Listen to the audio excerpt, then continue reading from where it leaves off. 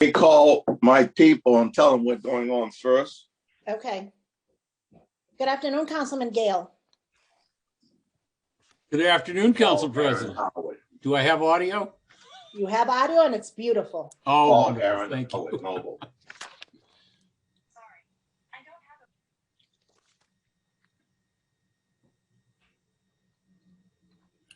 I received. Good evening, everyone. And thank you for joining us. My name is Mally Rosado, and I'm the Council President for the Court of Common Council for the City of Hartford. Today will be our second evening for our City of Hartford 2021-2022 department budget hearings. With me are my council colleagues, and I'm just going to call them out as I see them on the screen. Councilman James Sanchez, Councilwoman Shirley Surgeon, Councilman John Gale, and all of our other council members will be joining us soon. Representatives from our departments and members of the public tuning in through Hartford Public Access Television. We are also on Facebook Live and Channel 96 through Comcast. Tonight, we have on our agenda presentations from Development Services, Management, Budget and Grants, the Finance Department, and CIP, which is Capital Improvements. Each department will be given about 30 minutes to give their presentation. Afterwards, members of the council can ask questions, and we are done. We will move on to the next department. After our second presentation, we will be taking a 15-minute break. Followed by that, we will do our two last presentations for the evening. Without further ado, our Chief Financial Officer, Jennifer Hockenhall, now has the floor to introduce her team and representatives from the Development Service team. Councilwoman Marilyn Rossetti just joined us, and I know that we're changing the agenda a little bit around, Ms. Hockenhall. Just to confirm, I don't know if I have to give Mr. Matthews a little bit of time to gather his team, or if we are all set. Mr. Matthews, do you need a little bit more time?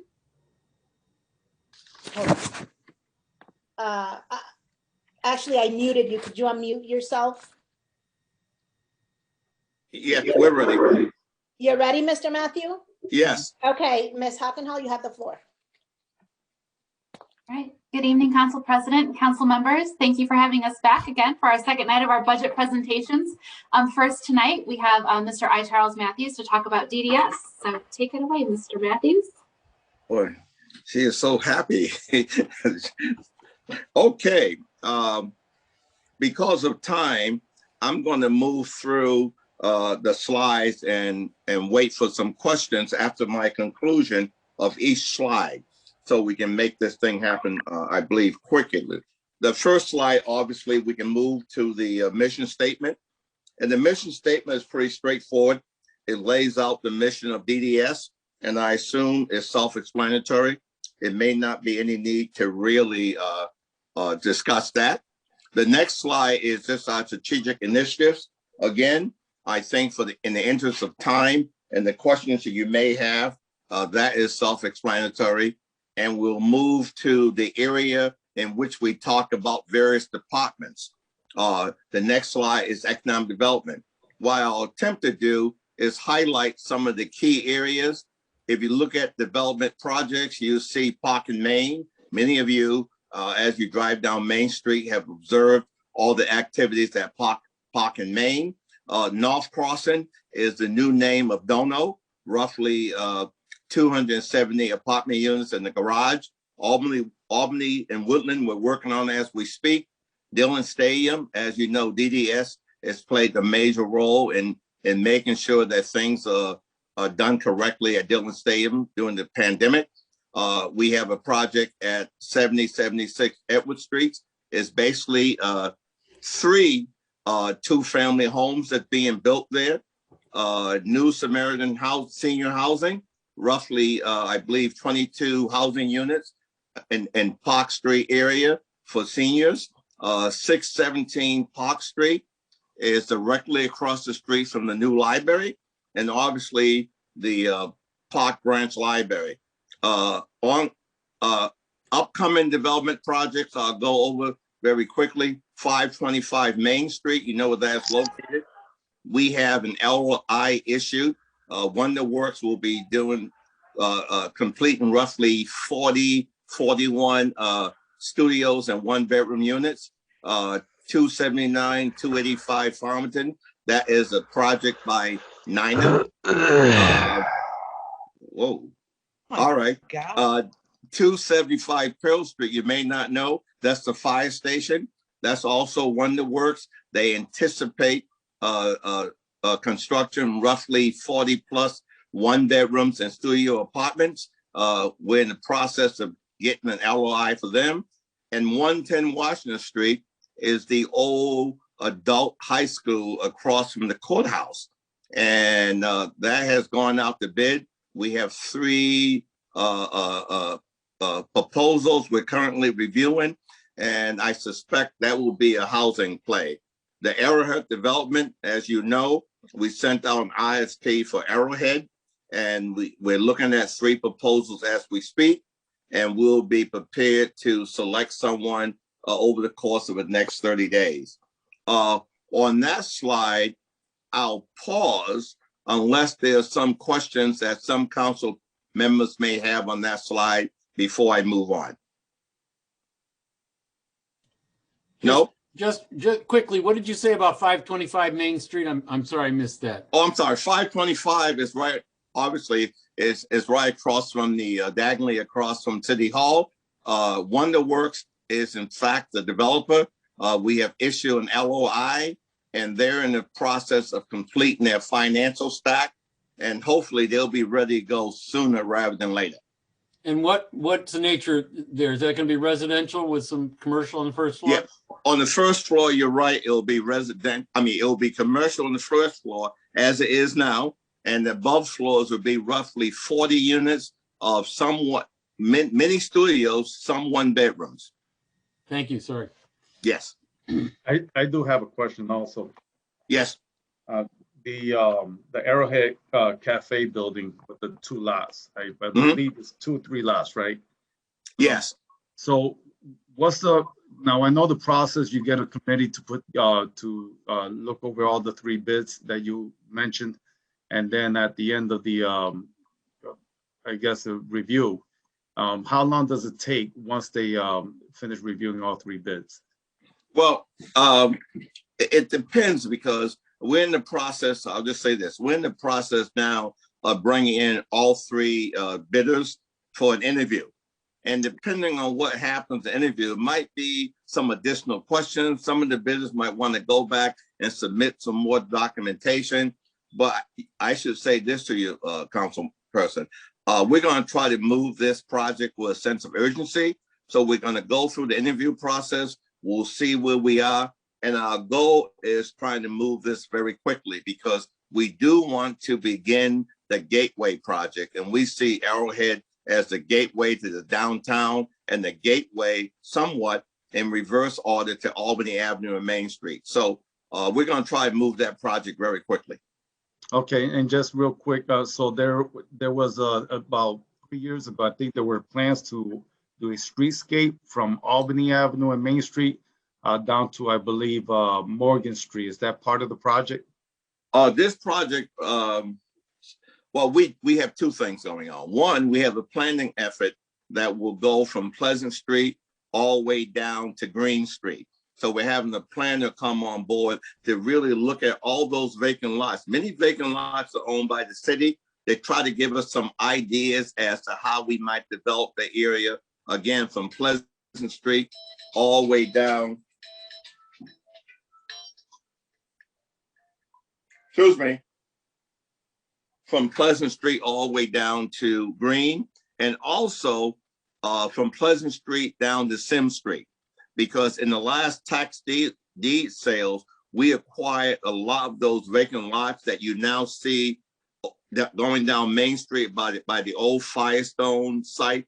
So we're looking at putting together a planning effort. Now, when we look at the Arrowhead development, let me just say this. Right now, we're talking about the Arrowhead site itself, plus the 2 parcels that we recently purchased from the House of Bread right behind it. There may be more, but because we're still in the process of maybe talking to bidders when we go through the interview, I don't want to say much more than that. Okay, thank you, Director. Yeah. Anything else? Director Charles, are these meetings open to the public or not? No, they're not. Okay, thank you. Yeah.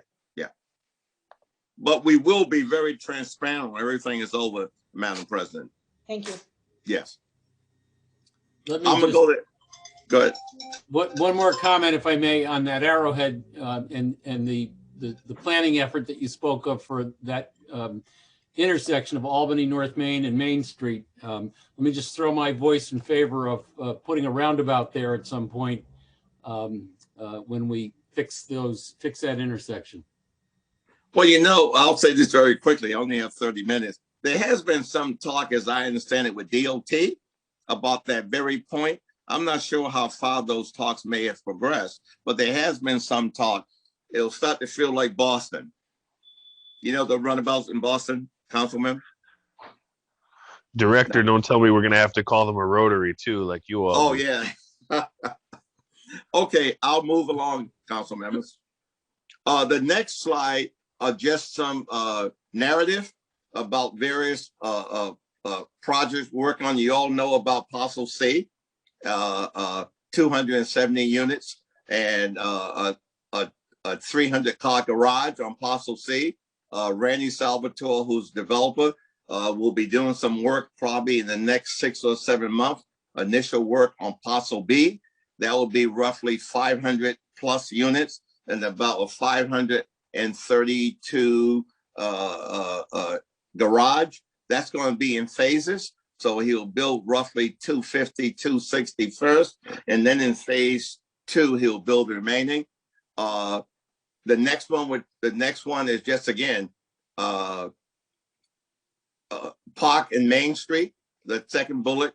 Spinmaker Real Estate, you know all about that, on the corner of Park and Main. The next one is about the Hartford Athletic Dillon Stadium, and because of the pandemic, there's been some issues around there in terms of attendance. But now that the governor is lifting a lot of the attendance requirement, they'll probably be playing soccer most of the season. The next one is the Hilton. As you know, the Hilton has run in some difficulty. The owners of the Hilton are currently negotiating a purchase and sales agreement, and we'll know more about that as they go through the due diligence process that we can report out to the council and to the mayor. Those are just some quick narratives we gave you in case you had any questions. Any questions before I move on that? No? Okay. The next slide deals with housing. As you know, housing is one of our units. I think some highlights I might point out is there was 52 housing division loans. You see that right? They closed on 52. $2.9 million. The key one there for those of us who are really into home ownership, House Hartford had a closing of 22 homes. And as you know, House Hartford is a program whereby people in the city can go to a bank. They qualify for the House Hartford program. And once they qualify, the city in a position where we can give them down payment assistance up to roughly $40,000. This is really a great program to enable people in the city who want to live in the city to become a homeowner. The other issues there are pretty self-explanatory. I'll pause and move on unless there are some questions there. And I just briefly want to state, I know that David put something in the chat. Because of this presentation, I can't see all council members on the screen. So if you could please raise your hands and you may ask your questions. Thank you, Director Charles. Is there a question? I'm No sorry. questions right now. Director Matthews, Council President, I have my hand up. Oh, I'm I'm sorry, I sorry. can't see you. I know, I'm sorry. Director Matthews, Yes. what organizations are you presently using with House Hartford? I know it's not, they're mainly banks. When you say organization, I mean, what banks are we using? Are you using, excuse me, through you, Council President, are you using any first-time homebuyer organizations? I'm not sure if we're using first-time home buyer organization or if people are just going through banks. What I'll do is get you the information and email it to you. Okay, thank you. Yeah, I'm sorry. That question never actually came up, but I'll find out the information and send it to you first thing in the morning. Thank you. Councilwoman Surgeon? Good evening, Mr. Matthews, and thank you very Yes. much for your presentation, sir. You said you have about 52 housing division closed. Closing, yes. Closing, and that was in this fiscal year, correct? Yes, yes, so far. So far. Yeah. So are there, how many more do you have, in the queue for closing that may possibly make it or not make it? Well, it's tough to say because of the pandemic. I suspect we may have anywhere from 5 to 10 that might be pending, but we'll know more as people get vaccinated and they start to hit the street a lot more than they are now. But I suspect we may have anywhere from 5 to 10 kind of in the hopper. As you know, when we say 52 closing, we're talking about both the House Hartford program and also the rehabilitation program, because some people simply want to borrow money to fix up their homes. So we'll know more shortly, but I think it's fair to say we have between 5 and 10 in the hopper, so to speak. And also you have here about 4,600 Section 8 vouchers. Yes. Are those all in the city of Hartford? I think for the most part, yes. Although, of course, some of the vouchers we give are mobile. So some people can get a voucher from the city of Hartford, and they can, in fact, if they choose to, get a home or rent a space in East Hartford or West Hartford, wherever they can go. But I suspect 90% or more of those vouchers are probably within the city of Hartford. And quite honestly, they average somewhere between, I'm told, 4,000 to 5,000 per year. They go up and down depending on people who do not qualify because of income or people who move and leave the state. But they average roughly between 4,000 and 5,000 a year. And I want to commend you with at least helping out with the homeless individual in our community. And so you've used some of those Section 8 that's placed the 20 new homeless individuals. Yes. Yeah. And we're also, you may know, working with the Department of Housing and CRT, and they will be purchasing the Days Inn in the South Meadows, and that will become a shelter for the homeless. But because of COVID-19, each resident will have his or her own room. So that deal will probably come together over the course of the next 30 days. It'll be managed or run by CRT. It was purchased by DOH, and the city has about roughly $900,000 in that project. Awesome. And how many homeless would individual could be possibly living there? Roughly 75. Now keep in mind, our intent is to relocate the folks from McKinney Shelter over to the Days Inn. And the idea is to close McKinney Shelter, and that area will be then set up for additional economic development opportunities in order to increase the grand list and bring more opportunities to that area of the city. Okay, thank you, sir. Yes. The next slide, again, is just some narrative. Any questions you may have, I can certainly answer them, but most of that I've already hopefully suggested to you or passed on to you. So I'll go to building and permits unless there are questions. And again, what we try to do is put together some highlights just so you have a sense of what's going on in DDS, given that we made a presentation, you may recall, to council about a month or so ago. The big item on this slide, and Elder is particularly proud of, you see that in terms of revenue, permit fees and others, we raised $6.5 million. We anticipate that number growing to over $7 million by the end of this fiscal year. I say to the other department heads that we're one of the few departments that pays our own way. And I love doing that to them, quite honestly. So that's $7 million. The others are pretty straightforward. Another number there might be 26 certificates of occupancy. That's a good number.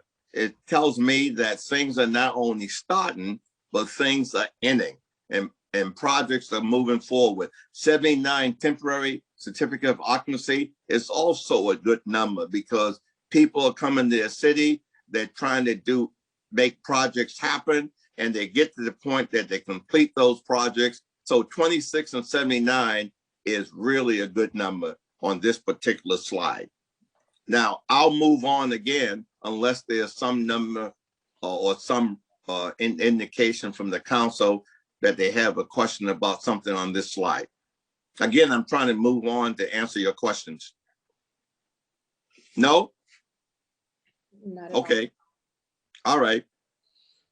The next slide deals with blight remediation and housing code enforcement.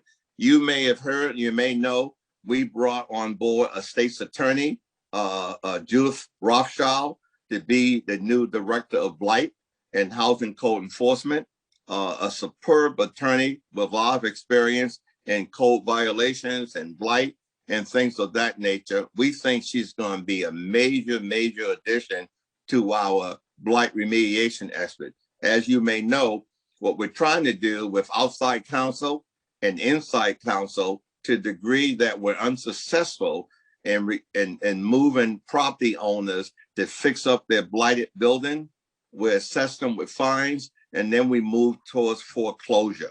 Right now, we have about roughly 20 plus foreclosure actions taking place in Corporation Counsel's office. And with outside counsel, we have about equal number. The idea is to try to move these things to foreclosure as fast as we can. And then once we have control of those properties, we either turn it over to the land bank to bring them up to a certain condition and put them back on the tax rolls, or there may be an opportunity to work with other small contractors in the area. As you know, they are also capable of renovating 2 families and 3 families and other parcels that we may have in our inventory.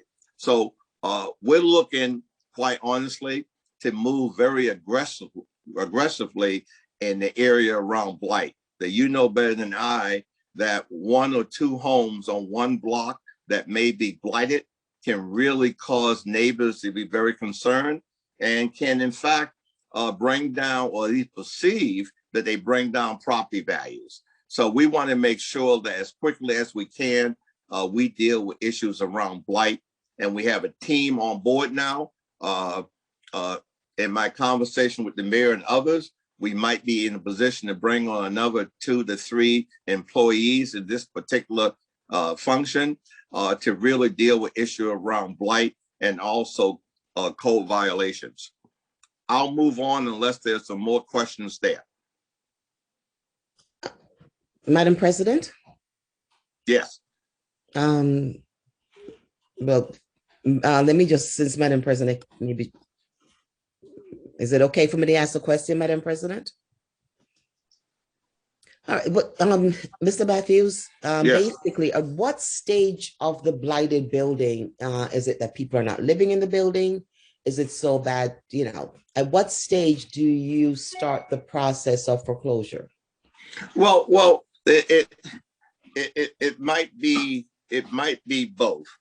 You may have some buildings that you have absentee landlords and people are not in the building. There might be some folks who are not in the building. We'll assess blight fines on those particular parcels, or we'll meet with the property owner and try to convince the property owner to make some renovations. We also talk to the property owner in many cases, but sometimes people may not have the resources, as you know, to make the repairs. So we connect them with the Housing Preservation Loan Fund in the housing department so they can borrow rehab money to fix their houses up.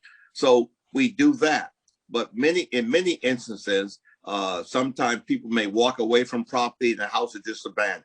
So that might be a blighted situation. Another situation, you may have out-of-town property owners, and that might be a situation where if the property owner refused to make renovations to his property and remove it from the blighted condition, then in that event, we will foreclose or attempt to foreclose for the value of the blight liens we have on those properties. The idea is to be as aggressive as we can. Within reason, you get property owners to restore their properties. I should say to you, in many instances, when we go out and talk to property owners and we point out to them that their property is blighted, many property owners will in fact work with us to bring their property back to a state of good repair. So it's not all bad news. We have some property owners who refuse to make any kind of repair. In that situation, council person, what we try to do is be a bit more aggressive by foreclosing if need be. Thank you, sir. Okay. Madam President. Oh, okay. Director Matthews, if I may jump in. Yeah. Is somebody else jumping in? Yeah, I was going to say something, Councilman. Oh, go ahead. Go ahead. Director Matthews, thank you for your presentation. Question regarding the process in the blight remediation. When does the city decide if blighted property is going to be transferred to the Hartford Land Bank to take over? And when it is in the hands of the land bank, when does it decide? How is it that maybe a community development organization might be able to take over the property to put it back in the tax roll? Well, it's two questions. One, obviously, we can't even begin to move the property until we have control. So we have to first acquire control of the property, and that is usually by foreclosure or some method like that. Once we have control of the property, since from a city point of view, it's difficult for us to maintain the property, whether it's on Main Street or Park Street or Franklin Avenue. The costs associated with maintaining it and keeping people from moving in or keeping people from further destroying the property is very difficult. So what we try to do, now that we have the land bank in place, and as you know, the land bank is currently still putting together a lot of their processes. We try to, our process is to go through the properties that we have city control over. We have a conversation with the land bank, and in a real mutual kind of fashion, we decide what makes sense to go to the land bank. Once those properties are transferred to the land bank, now keep in mind, we come to council. Matter of fact, you will have on your agenda very shortly, if it's not already there, an opportunity to transfer another, I believe, 10 to 11 vacant lots from the city to the land bank. But once those properties are transferred to the land bank will then begin a process of trying to determine what they need to do to get those properties ready to send out to the street, so to speak. They may in fact have a small minority contractor obtain that property. They could certainly do a deal with Hartford Habitat. They can do a deal with Nina. They can do a deal with Signer. They have the flexibility to do deals with a whole series of housing nonprofits who may be interested in working with the land bank. Thank you, sir. Yes, I want to apologize. I was on mute while I was trying to introduce our majority leader who has joined us, Mr. TJ Clark, who is also chair of the OMBGA committee, and also Councilwoman Wildalise Bermudez and Councilman Nixdom also joined us a couple of minutes ago. Councilman Sanchez, you had a question? Yes. Director Matthews, so is it possible that we can get the copy of the list of the criteria that qualifies or unfortunately qualifies home as blighted? And also I remember 5 years ago, if a person was to own, let's say, for example, a single family home, but two of them, and decides that that person doesn't want to rent or lease out the second home, that at that time it was also considered blighted. Am I correct? Is it still the same? I'm not sure what happened a few years back, but I certainly can get you the our definition of blighted, and it's just common sense. If a property, let me do it this way, if a property has a lot of broken windows in it, if a property has a lot of overgrown grass all over the lot, if you see a property where the porches are falling down, I mean, if you look at the definition of blight in the ordinance, that could be considered to be a blighted property. But we certainly have that definition in the ordinance, and I can certainly have staff send that to you. Okay, and I agree, it is common sense, but unfortunately, sometimes common sense is not common. Yeah. So, again, in my experience, the cause of that property being put on a blighted list is because it had a little bit of chip of paint. The first step of the staircase was rotted, and there were no curtains in the window because it was a vacant house. Yeah. And the owner did not want to rent it or lease it. Is there anything in the language there that keeps a person from not renting a single family home or other structures? Is there any language there that keeps them from doing that? Let me answer your question this way. It's my experience now. You all fully understand it.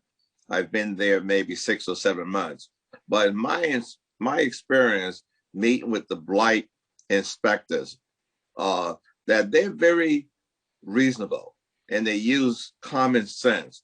So if in fact there's a situation, council person, where a landlord or a property owner has a broken window and someone in the neighborhood suggested that the property was blighted, I have to say to you, based on what I know about the blight inspectors, they would go out there, have a conversation with the property owner, indicate to the property owner that there's complaint relative to maybe there's tall grass, maybe there are a few broken windows.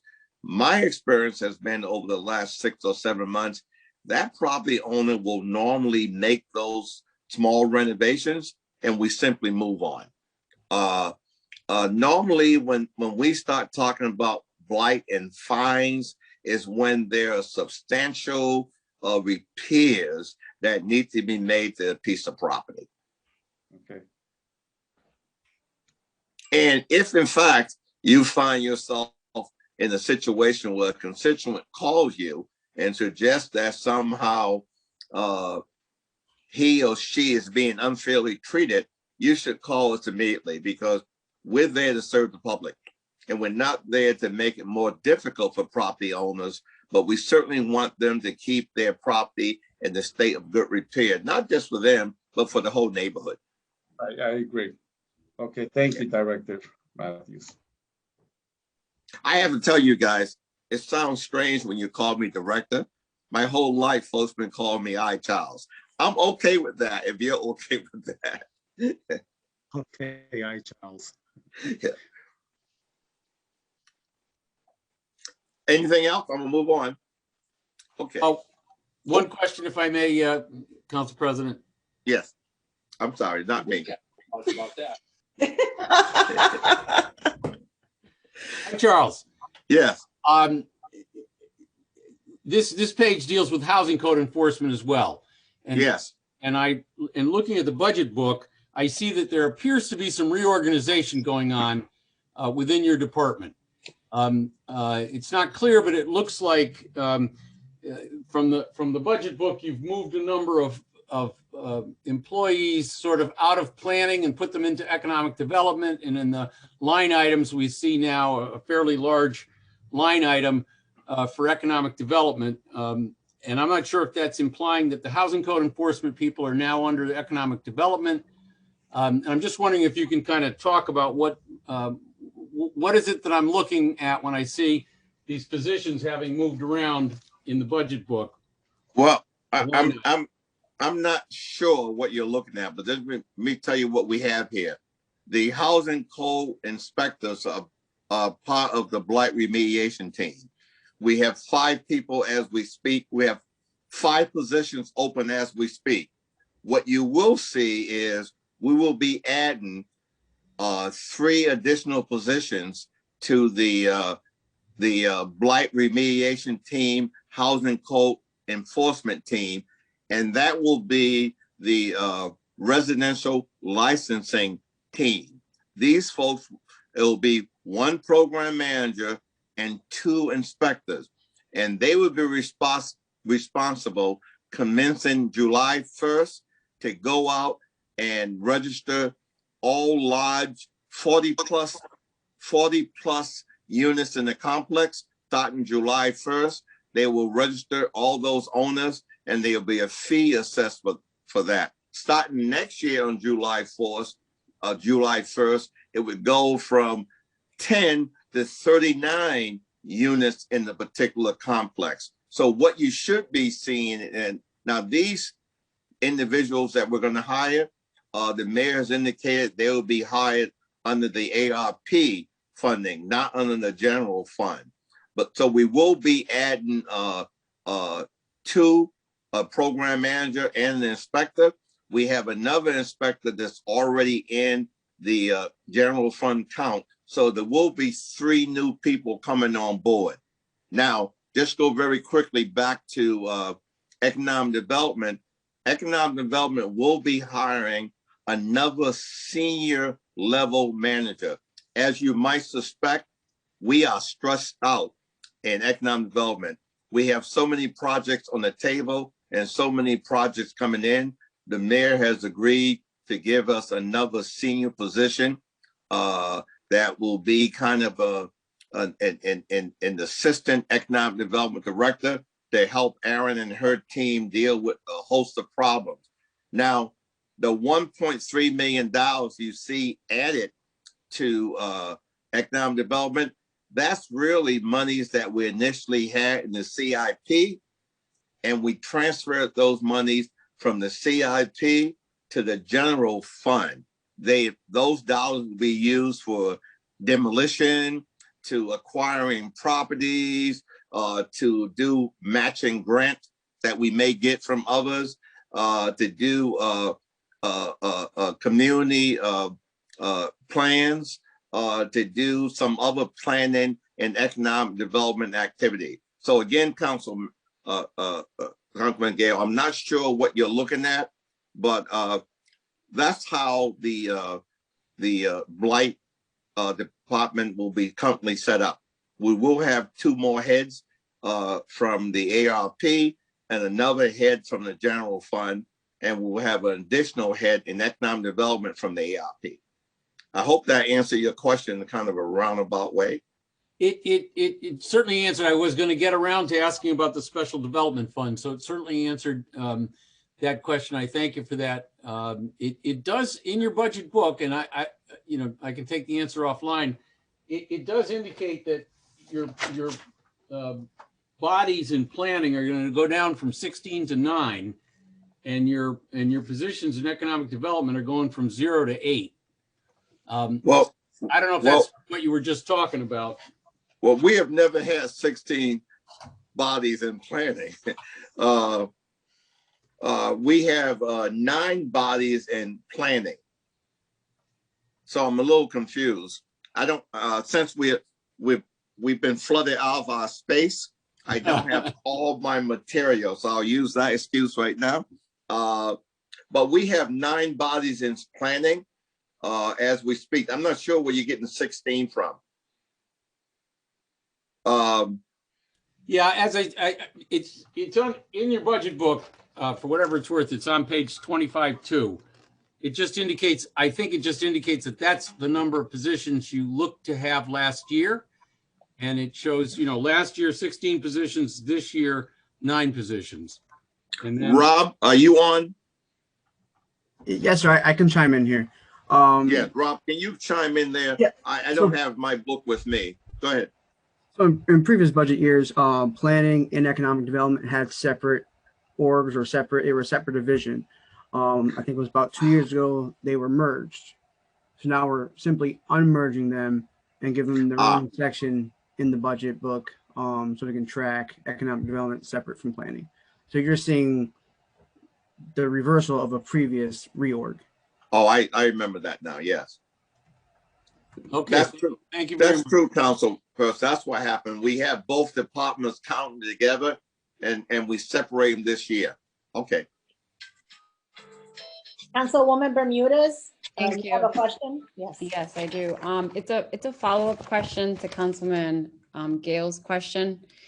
Yes. And it's in reference to the license and inspection. So this is a category that on council, at least from our office, we get a lot of calls about. So for instance, even though folks should call through the 311, every now and then they email us or they'll send out a message to us by Facebook and say, hey, I'm trying to get a housing inspector out here. Then we refer them back through the 311 system so that it could be properly documented that they have this request for a housing inspector. So I'm prefacing it by mentioning that and also mentioning stuff that I've said before, which is we updated the housing ordinance after it not having been updated for 40 years. And with that, we also recognize as a city that we have a significant high number of renters compared to those that are owners living in their properties. We have a low rate of home ownership, something that we want to work on as a city. And so understanding that reality, when Ida presented, I guess it was a couple of weeks ago now, she gave us some figures in terms of the overall number of calls for housing inspectors to go out into properties, and it was a very big number. And so when you brought up, Councilman Gale brought up the license and inspections, and you pointed out that there's 30 positions, and then you mentioned that 5 of those would be directed towards housing inspections. Is that correct? Yes, we currently have 5 positions directed towards housing code enforcement. Okay, so my question, and I asked this before during a committee meeting, but I'll ask it now because it's pertinent as we're talking about the budget. Is that enough to meet the demands? Is having 5 housing code employees enough to meet the demands of what we currently have in terms of requests for inspections? Let me answer this way. We have 5 housing code inspectors now.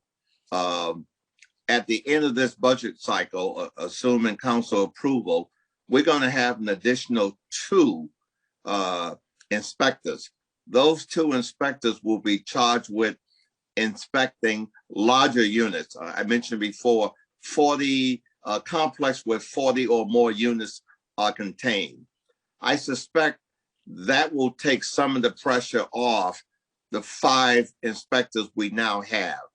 Now, Councilwoman, I think it's fair to say in the perfect world, with unlimited resources, we probably could use another 3 or more housing code inspectors, given the high number of rental units that we have in the city, and the tendency of some property owners not to properly care for their tenants. So I can't honestly say to you we have all we need.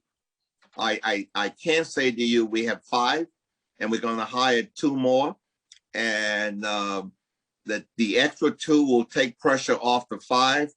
But I'll be less than candid if I didn't say to you, obviously we had another 2 or 3.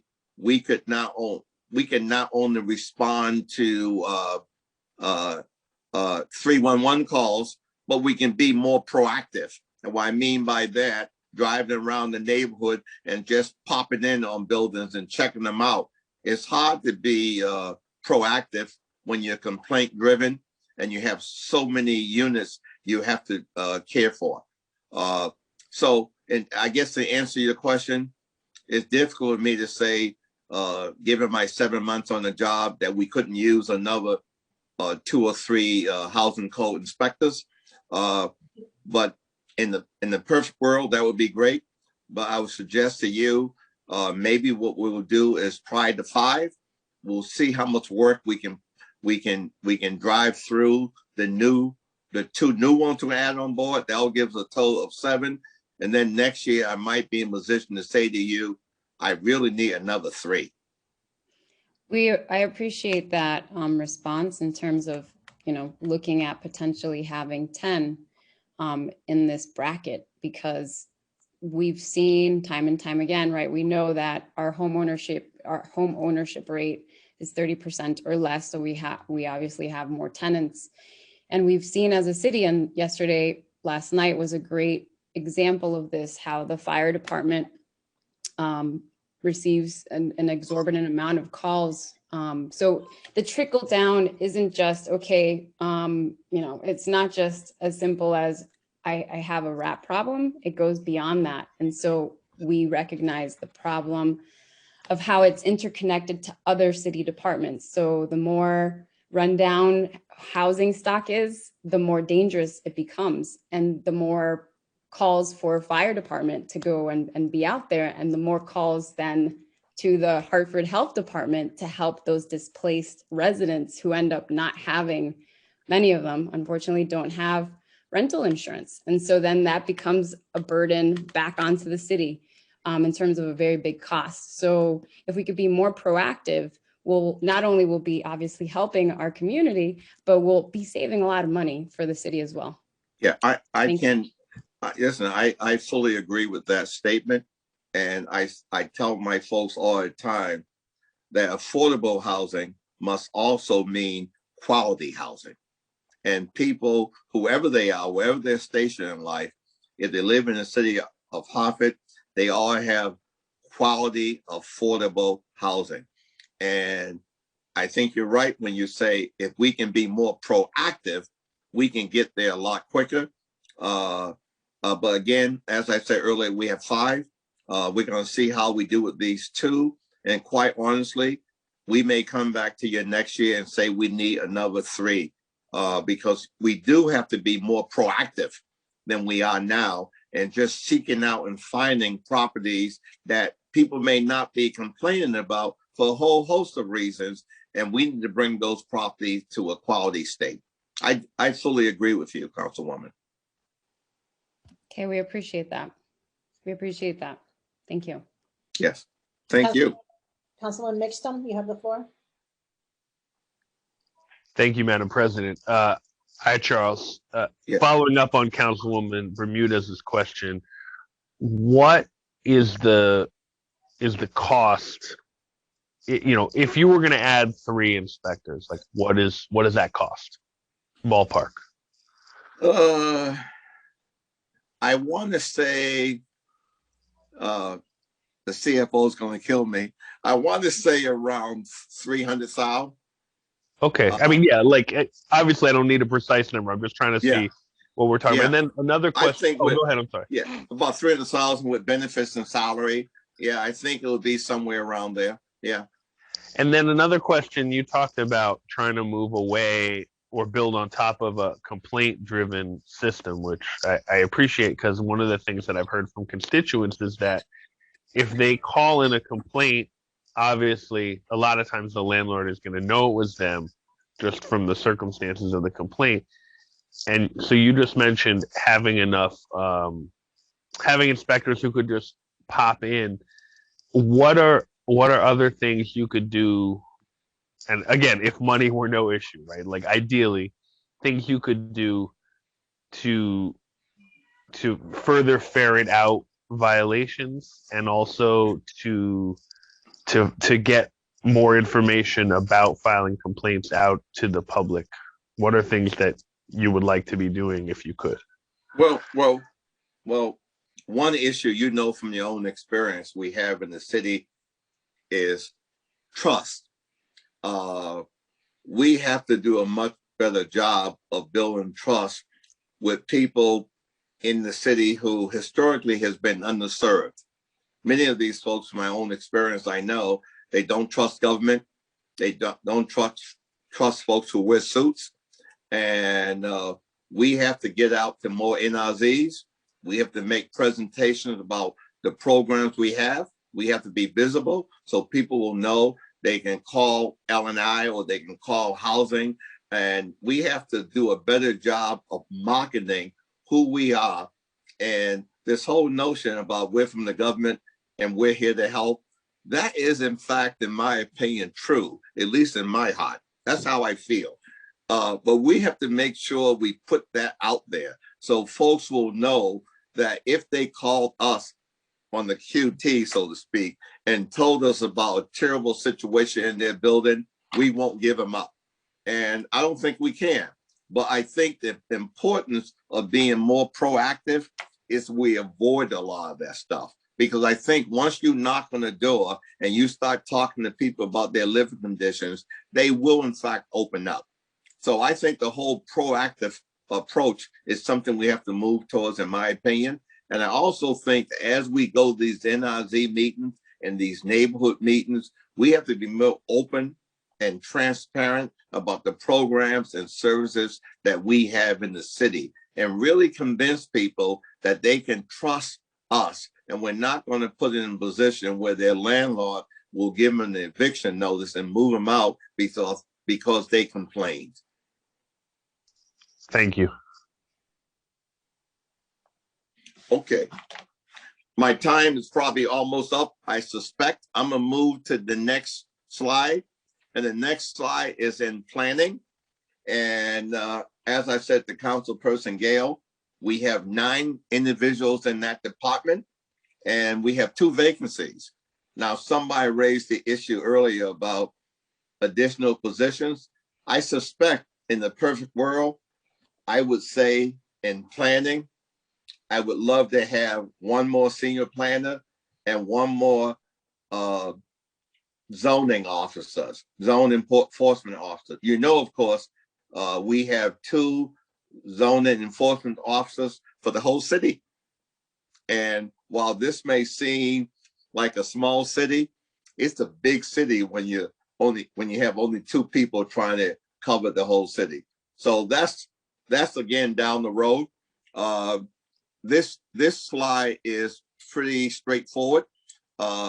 They wanted me to point out to you that they have done a lot of work around the outdoor dining experience. As you know, with COVID-19, more and more, many folks are reluctant to go inside restaurants, although now with all the shots people are getting, they're more willing to do that than before. But still, we have put together a process where all the restaurants downtown and in the neighborhoods can, in fact, serve people outside. We have a great tournament process with that, and it's worked very well. The planning folks are also some of the key people in DDS that spend a lot of time with public engagement. They do, in fact, meet on a regular basis with NRZs and make sure the NRZs are aware of what we're doing. I'm trying to get them not only to talk about planning activities, but also talk about activities that are going on in economic development and housing and so forth. And our housing people spend a lot of time with the NRZs. As you know, planning is also responsible for a lot of our other agencies like P&Z. That is staffed by planning. The other one, the historic preservation, is staffed by planning. Many of our agencies currently in the city, other than the HIA, which is staffed by economic development, are in fact staffed by planning. So we have a situation, as you might suspect. Not only do we have to staff all the various planning committees, whether it's ZBA or whether it's P&Z or whether it's Historic Commission, but we also attend many of the NRZ meetings, and we attend many of the neighborhood meetings. So if you very quickly look at 9 people in planning, you would quickly see that given what's taking place in the city now, we anticipate with the ARP a whole lot of activity. As director, I have to be real careful that I don't burn my folks out, because you can really get burnout running 24/7. You all know about the new scooter program that started up about a week or so ago. Right now it's downtown, but my understanding over the course of the next week or two, they'll be expanding into the neighborhoods, and that'll be interesting to see. Also, we do have a lot of street programs. We have a North Main Street program running currently that's being planned. We have street programs throughout the city, Fountain Avenue and other areas. And I mentioned earlier, the Arrowhead Gateway neighborhood planning effort that will take place from Pleasant Street all the way down Albany Avenue to Green, and from Pleasant Street all the way down Main Street to 7th Street. Again, in the last tax deed sale, I mentioned this earlier, we picked up just many lots that we now have to figure out what makes sense. What can we do to develop those lots in a way that will help the Clay Arsenal neighborhood, that will help the Albany Avenue development efforts, and there'll be a major boom to the Arrowhead folks. So that's where we are there. I'm going to move on because of time, and then you guys can probably ask me additional questions. Just the last one I'll talk about very quickly is community and small business development. The first thing I probably would mention is somebody raised the question earlier, what are we doing for our small businesses? And I want to just say to the council members that since this pandemic started, we have spent a lot of time on neighborhood small businesses.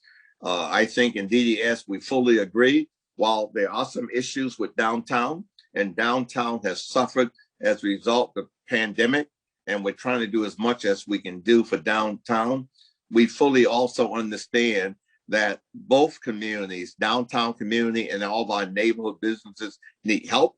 We've been fortunate to have a number of funding sources from the Hartford Foundation and others, the CDBG CARES money that we put over, as you can see, $2 million in 3 separate allocations to our neighborhood businesses. And just so you know, those businesses have been all over the city, and we have helped approximately 173 small businesses. And those are not loans, they're grants, and they average roughly $7,500. And as you know, the small business group is also responsible for special events. So we anticipate this whole new thing happening in the city, where I wouldn't exactly call it welcome to Hartford, but our goal is to have a number of great programs occurring all during the month of July, August, and September to welcome people back to the city. That's going to be a help to all of our businesses, both small and large. And it's also going to get everyone excited again about what's going on in the city. As you know, we see the city as a hub of the whole region. and we're trying to attract as many people back as we can. With that, I'll pause and see if you have some questions other than what's on those slides.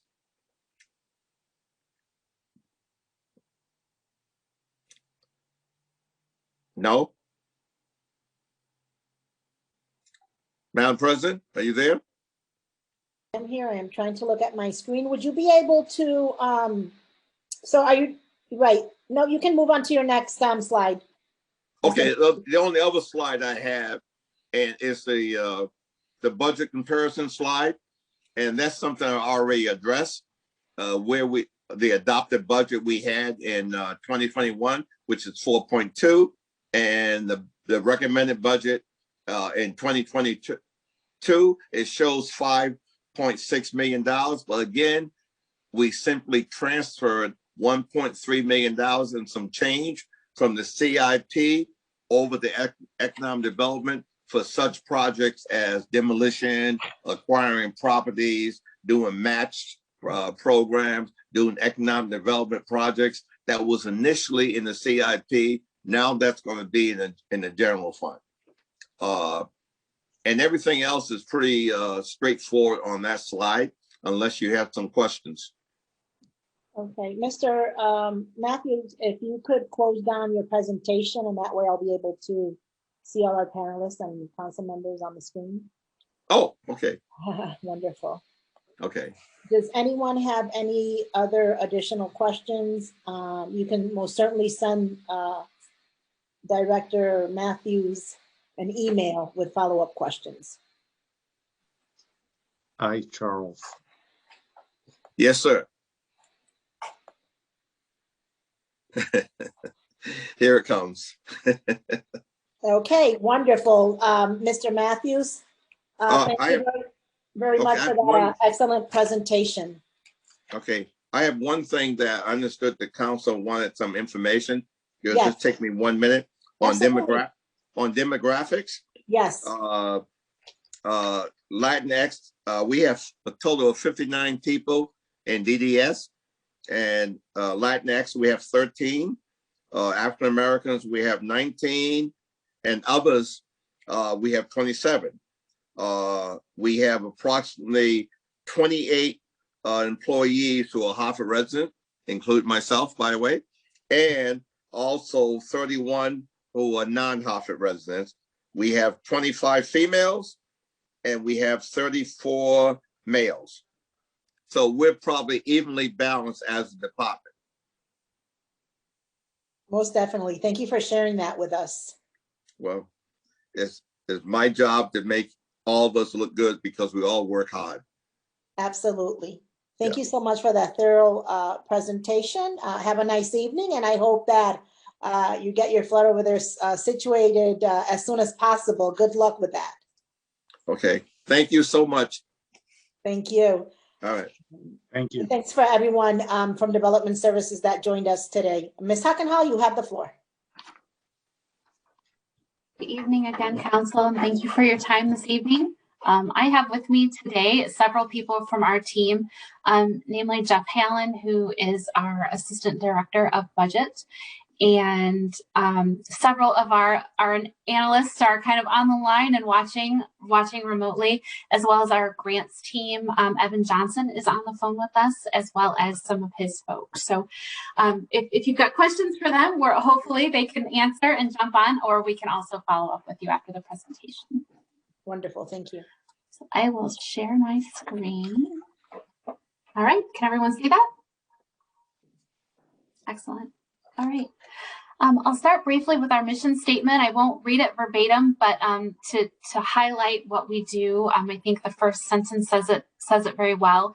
So our mission is to provide a professional, robust, and accurate financial forecasting, budget development, and fiscal control, operations analysis, and grant management to Hartford's elected leadership, executive management, department directors, and constituents, enabling you to make informed decisions.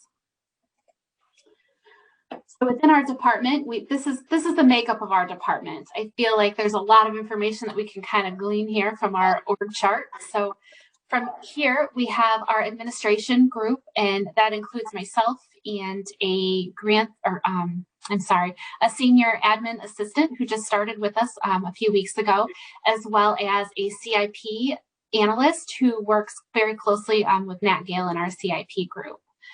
And then we have our budget development group. They are responsible for the monthly MARB reports, as well as the budget book that's in front of you. Put a lot of effort into making sure that our information is accurate and helpful to everyone making decisions. We have our grants group. They are responsible for researching all grants available to all departments. And they are in fiscal year 2022. They're estimating that they'll be handling about 80 or more grants that equal about $90 million. So they're a very busy group of individuals, and they're responsible for reporting on all of those grants, so be it federal, state, or otherwise.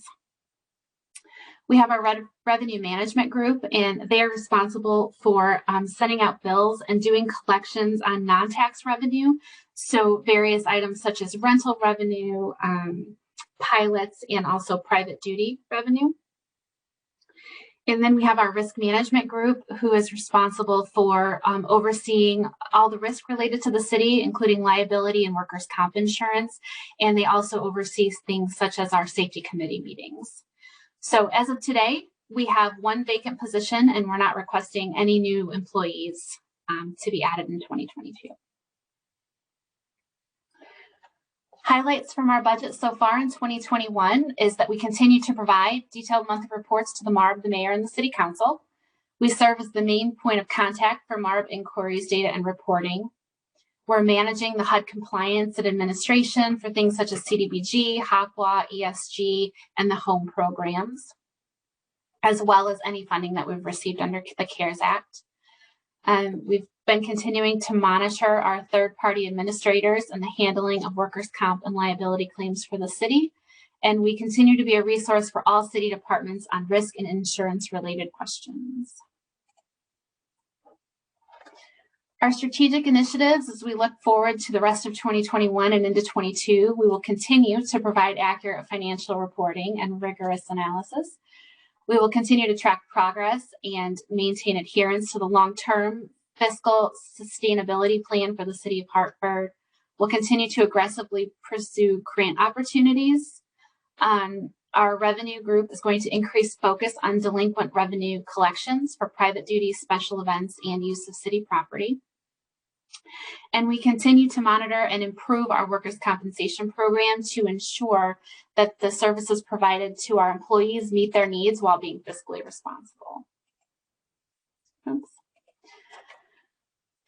Our budget is here. So we have our general fund budget for 2022 is increasing by about $53,000 or 4.4%. Our grants budget is decreasing by about $2.2 million or roughly 25%.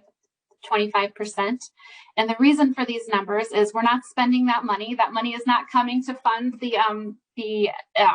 our department. The grants that we oversee are what I spoke of earlier. So your CDBG, HOPWA, ESG grants and such.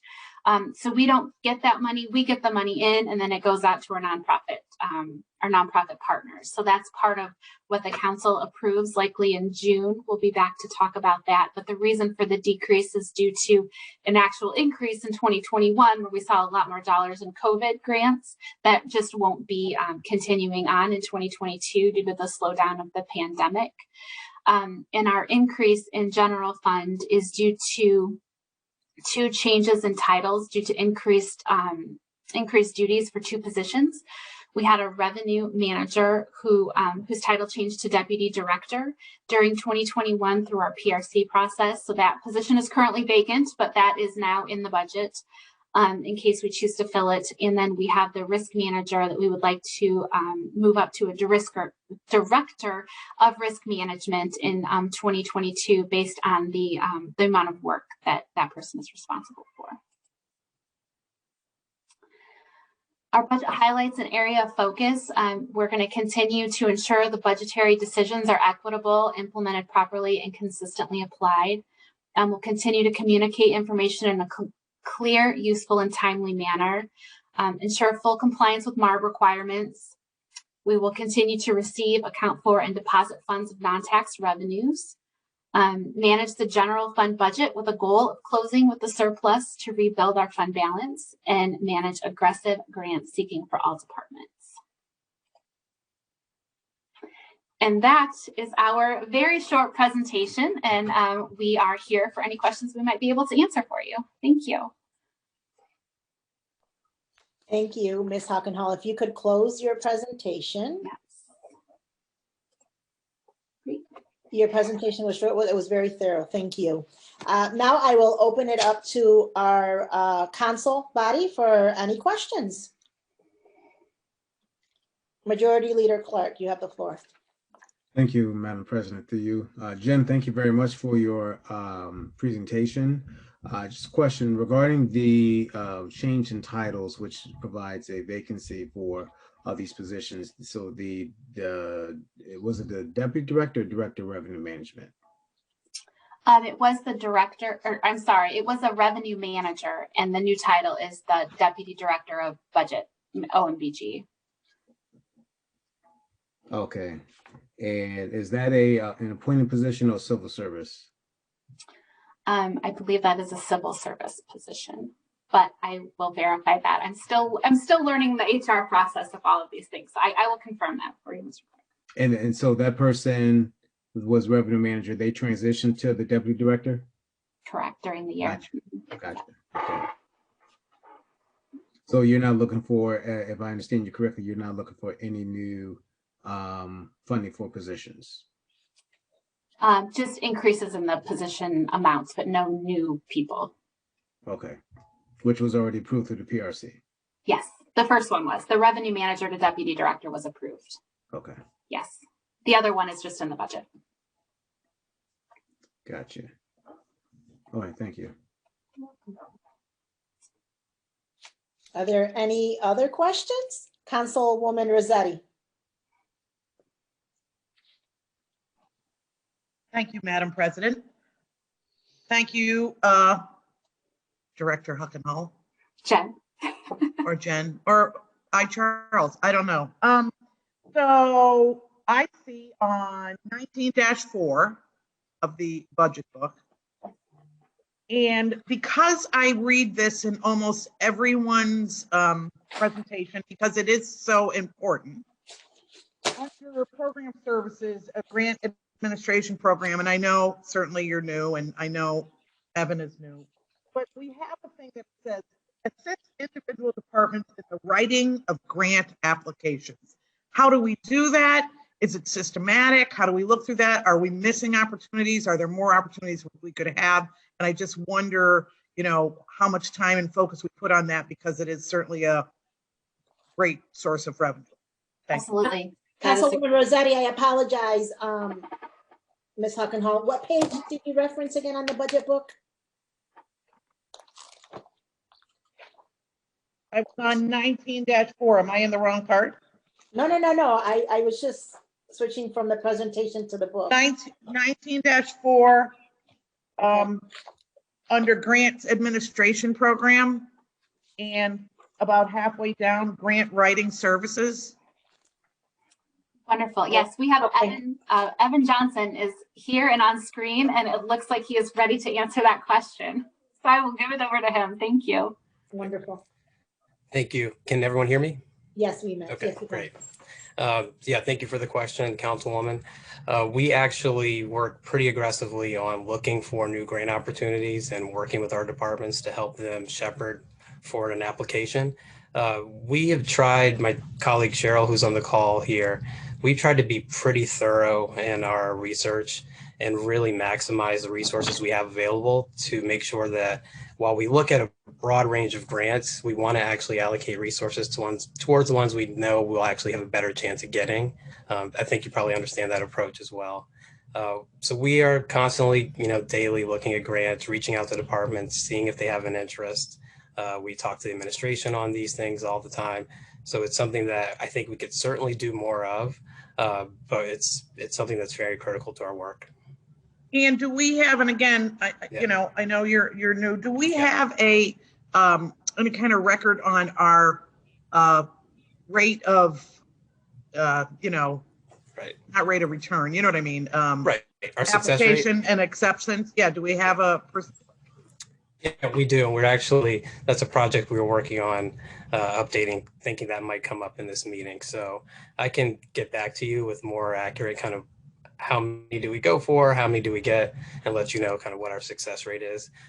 Part of the reason being that, you know, we want to go for the ones we have a good chance of getting. We don't want to waste city resources and staff time on things Right. that Or we won't it could get. show us something we haven't been thinking about, you know? Exactly, right. Okay, thank So you. yeah, we'll follow up with that. Thank you. Okay. Yeah. Are there any other questions? Councilman Gale? Thank you, Madam President. Can you just, you mentioned and this is to Director JH. You mentioned fund balances, and I'm wondering if you can just kind of walk us through page 512 of the budget book, which I think kind of describes the fund balances of the city. Yes, absolutely. Thank you, Councilman Gale. And if I misspeak, I think Leanne is also on the line to be my phone a friend in case I don't explain this well. So yes, we have the general fund. Sorry, I'm going to turn my head this way so that you can hear me. So on that page 5-12, we have our general fund balance of the $29.8 million. That's effectively our rainy day fund. That's our kind of our savings account at the end of the year. So these, just to be sure we're clear, so this is actually as of June 30th of 2020. So this is from our CAFR, or the Comprehensive Annual Financial Report. That fund balance also includes funds that are set aside for other purposes. So the library, some funds set aside for education. But at the end of the day, the $29.8 million is effectively our rainy day fund. We have our capital improvement fund, and Leanne and I were just speaking about this earlier today. So although it says that we have a deficit in that fund of about $3.5 million, that's more of an accounting function where we set money aside for projects and it continues to be set aside. And I believe they have 3 years to close a project. So if we thought back in 2019, we were going to do a very large project and we pre-funded that project, we would have set those funds aside, but I think they have 3 years to finish it. So at the end of those 3 years, if that project came in under budget, or you know, we chose to move on with a different project, then those funds get they get released and available for use. So it says $3.5 million of a deficit, but that's not truly what our fund balance is. It really is more of a deferred revenue and deferred liabilities and those kind of things that are factored into that. And we can do a better accounting of that. If you want something explained more on that, I'm happy to go into that more through a written response. We have our grant fund, which has about $2.4 million in that grant fund. Just based on what I remember seeing, I believe a lot of that is Section 8 revenue that we have received in but haven't spent yet. We have our debt service fund, which are funds set aside for future bond payments. The educational grants, I believe, are just they're similar to just our general grant fund, but they're just the education grants standalone outside of the city funds. And then we have the non-major governmental funds. And while I'm not sure 100% what makes up all of those amounts, I know there's things such as the golf fund that Director Looney spoke of yesterday, you know, as well as various ins and outs, just related to things that aren't our major focus of the city. Does that answer your question, Councilman, or do you want me to go on further? Or Leanne popped on, so I assume that Leanne has additional things to add to that commentary that I just made. Just a few minor corrections, Jen. You did a great job. Thank you. Sorry. Councilman Gale, just to clarify, on the general fund balance that Jen mentioned, the $29.8 million she referred to as generally our rainy day fund. But just to clarify, and Jen did mention that some of this fund balance is reserved. It includes the $5.6 million that council agreed to reserve as a non-lapsing fund for the Board of Education for last year. That's 2% of their revenues. It also includes a $5 million assignment of funds in case there was an economic uncertainty surrounding the pandemic in FY21 and we needed to dip into some of this additional funding. And then there's a little bit of open purchase orders on the Board of Ed side. So overall, the residual is what is technically the rainy day fund, and that's about $18 million. And then just for Jen as well, under the non-major governmental funds, those are really all of our other grant funds. So grants within the HHS department, Department of Children, Youth and Families, police private duty. What else is in there? Our economic development, general government grants. Those are all, it's an accumulation of all those different grant types. And that's what that fund balance is made up. So it's definitely reserved for grant purposes. So if I can just stick with that for a minute, just so I understand it better, does this mean these are monies that we've received but not yet spent? Correct.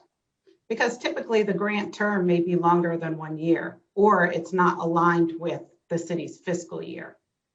So you wouldn't see all the expectation certainly is that these monies are rather committed monies for something or other. Correct. And most of the time, if we don't spend it, we have to send it back. So we make every effort to spend it down to the last penny. Correct. All right, we're with you on that. Thank you. You're welcome. Thank you both.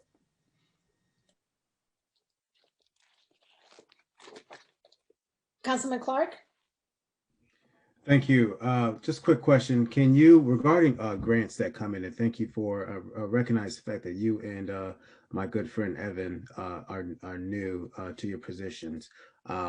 If you can just walk us through the grants process. So when grants are received here through, and the council is asked to approve the grants, oftentimes we find it that we are asked to consent the grants due to time sensitivity, and there has been a significant amount of requests made to us that the grant deadlines have already passed, or it was indicated that it should have been passed a month ago and it just got to us a month later. Can you just walk us through as to, is that more so on the state and federal government side, whereas it just gets to us at a time that's already lapsed?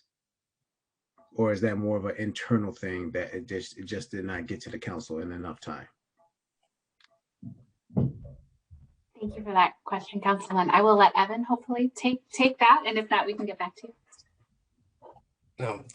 Hello to my friend Councilman Clark, and thank you for the question. Good to see you again.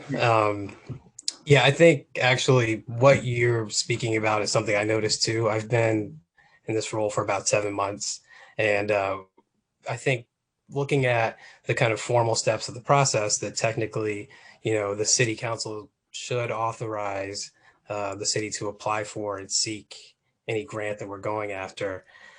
I think a lot of it is communication and timing, just to be honest. I think sometimes we get notified from a funder that, hey, you got some money, congratulations.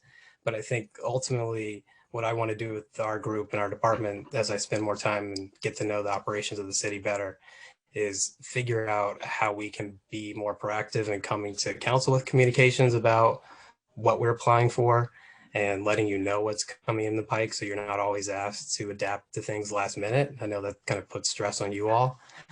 So I think it's a combination, short answer, that it can be internal communications that probably could be tightened up, just my observation in the last few months of being here. And we're working on it. Thank you, Evan. I appreciate that. Are there any other questions? Any other questions? Councilwoman Surgeon. You're on mute. Councilwoman Surgeon, you're on mute. Thank you, Madam President. Through you, Madam President. And Jen, thank you so very much for your presentation. Short and sweet, which is good. We may get out of here early this evening, which should be awesome. Couple questions for you. In your on page 19-1, we talking about one of your strategic plan is to increase collection of our delinquent revenue. Are you assigning that to someone? Are you having some special assignment in your office? How are we going to go about doing so? Yes, thank you for the question, Councilwoman. We do have a revenue accountant in our office. So we started the process, I think, to get a collection agency in and to do all that right before COVID hit. And then I think other things just took precedence over it. But we do have an RFP outstanding where we're looking for a new collection agency to take on those efforts. So in our office currently, we're starting to send out notices to kindly remind, I think most of them are businesses that they do owe for things such as the private duty before we ultimately turn them over to collections here in the coming months. Okay, thank you. And going to your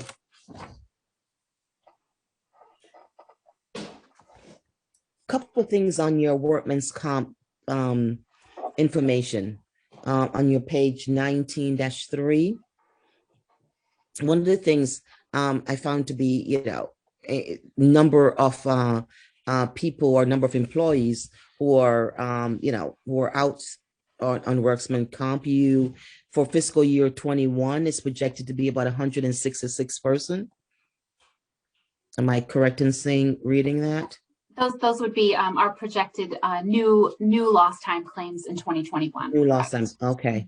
And so, basically we are, and so we've closed out about 182 of them.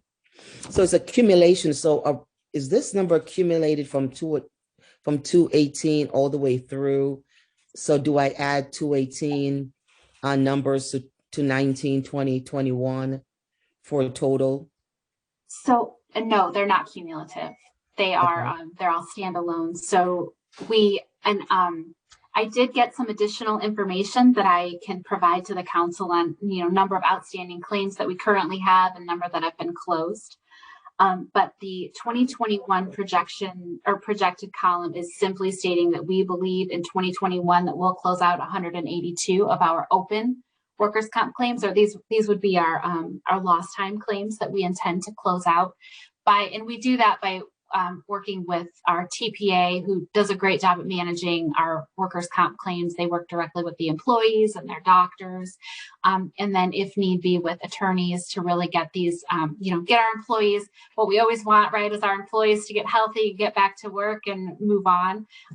That's always the goal, and our TPA works really hard to make that happen. And then if that doesn't happen, then, working with attorneys to get them closed out. So that's definitely what we're working towards. And we have some that are just very old claims that we're trying to get those closed out as well. So these 182 could be from any year, but we're definitely trying to close out new ones as soon as we can and get these old ones off the books as well. Awesome. Do you know how much the city actually pays into a workman's comp fund? I will get that. We can always get back to me. I do not want to estimate that. I will get that to you for sure. I don't want to estimate wrong, but I will get that to you tomorrow. Because it just seems to me that, that's another expense we have in our city. Oh, yeah. That we really need to, get our hands around. Yes, agreed. And thank you very much for paying some time to the private duty jobs receivable on your page 19.5. The collection is, really needs a little bit more work. So I'm really glad that is one your strategic plan is following up and collecting on those private duty jobs that are exceeding 60 days of paying. Yes, and I didn't understand. I'm sorry. Go ahead. I'm sorry. Oh, no, go ahead. Go ahead. And then it says percentage of private duty exceeding 60 days in a single year. Yeah, so the difference between those two is currently we have a large outstanding receivable from the Excel Center, which is a state agent, which is paid for by the state. So they know that they owe the money. They just don't currently have the money to pay for those. So a bulk of our outstanding receivables relate to that one customer.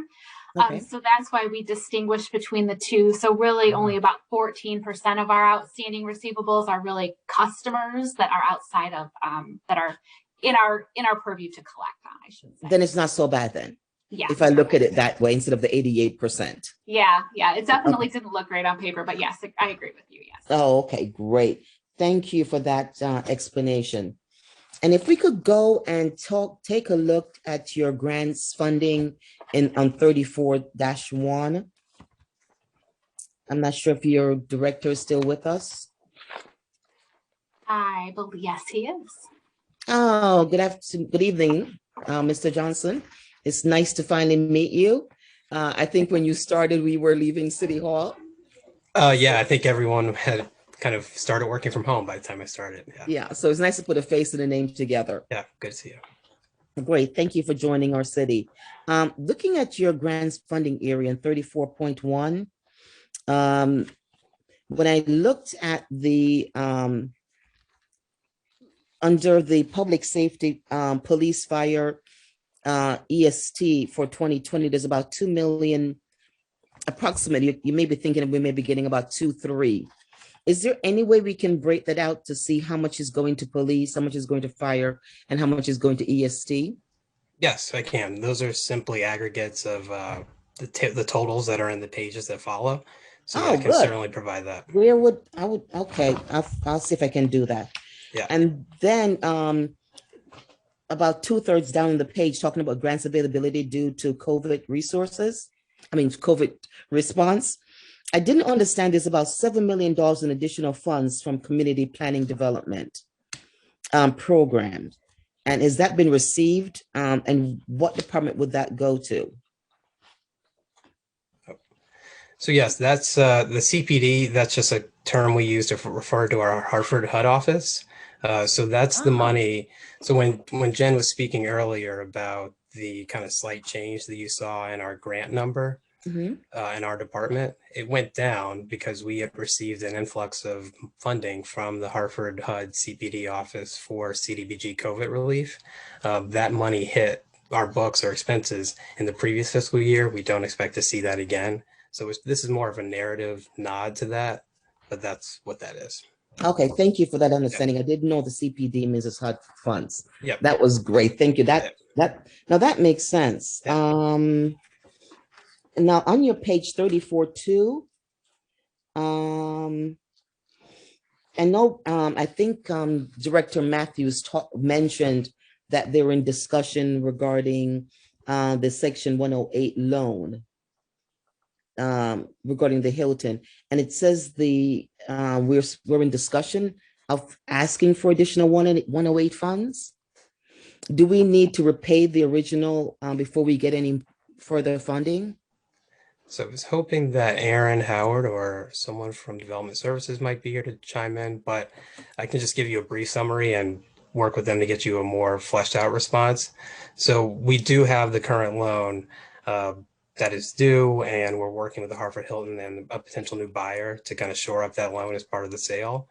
But I think in terms of the status of what they intend to do, they being Development Services, with the potential next Section 108 loan, I've let them chime in on that. Okay. But the sentence here is really just a reference to the fact that we did receive approval from HUD to actually go that route, but nothing has actually been done to take that tool that's available to us right now. So it's still just something that's kind of in process or in consideration. Okay, all right. We can talk to Mr. Matthews on that. And now I just needed a little bit of help looking at your page with all the different grants to receive, starting at 34-4. And I think this is my last question, Madam. I think I got my 3 questions in. All right, last one. All right. Yeah. Jeez. Okay, so I'm trying to understand. So with your, I do understand the multi-year grants and the funding source. So I'm trying to figure out, so if we take a look just under the mayor's office as an example, there was a grant for Partners for Place, and we got that grant, I would presume in 2020. So are we saying by 2022, there's only 5,000 left in the grant to be funded? Right. So you're saying by the end of fiscal year 21, you expect to use 60,000 of the funds that you have available. And just understanding that we have only a few months left in the fiscal year, you're forecasting that the remaining amount available, 5,000, will hit in the next fiscal year. Okay, so if I look at the 2022 column, those funds are, we're probably, it's in 2022. Right. It's okay. That is, thank you. I didn't quite understand that. And if I go on to the next, I'm almost finished. Last page, 34.5. They have me in timer here. Okay. Looking at it's community connective grant, crosswalk, and bike lane.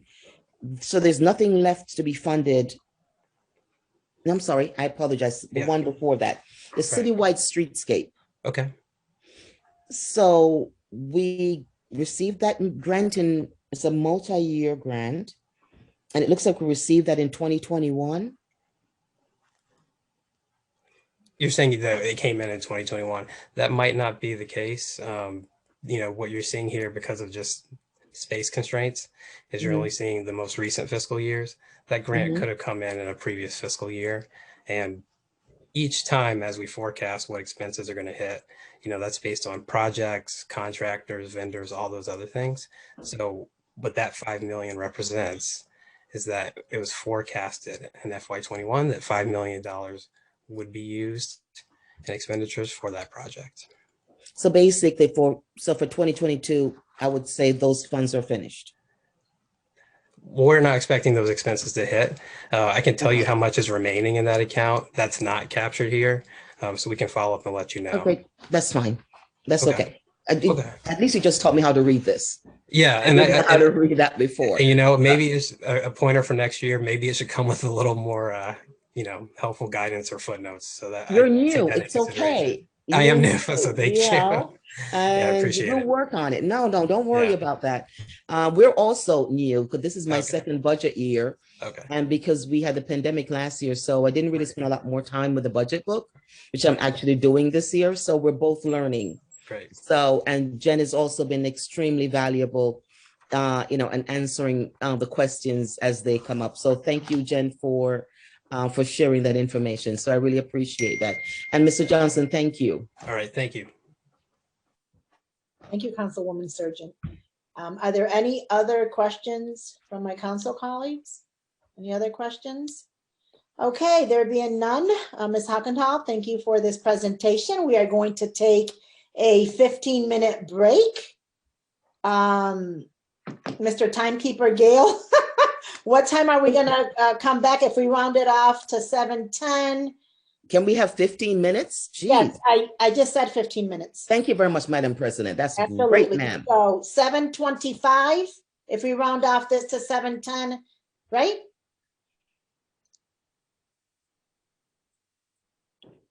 Councilman Gale, timekeeper? What time? Clock is already begun. 7:25. 14 minutes. Jeez, let's start early. No, you don't have to start count down yet. We haven't even started yet. We haven't said we're leaving yet. Well, stop messing around. Just get off. Okay, members of the public, we'll see you soon. When we come back, we will have our finance department and capital improvements present. Thank you.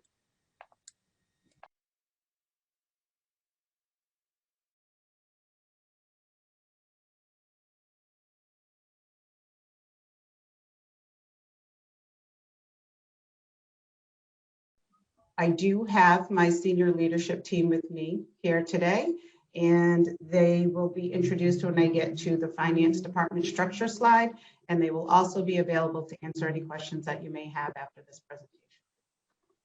And I plan on taking a page out of our CFO's book and going with a quick presentation and opening up for questions at the end.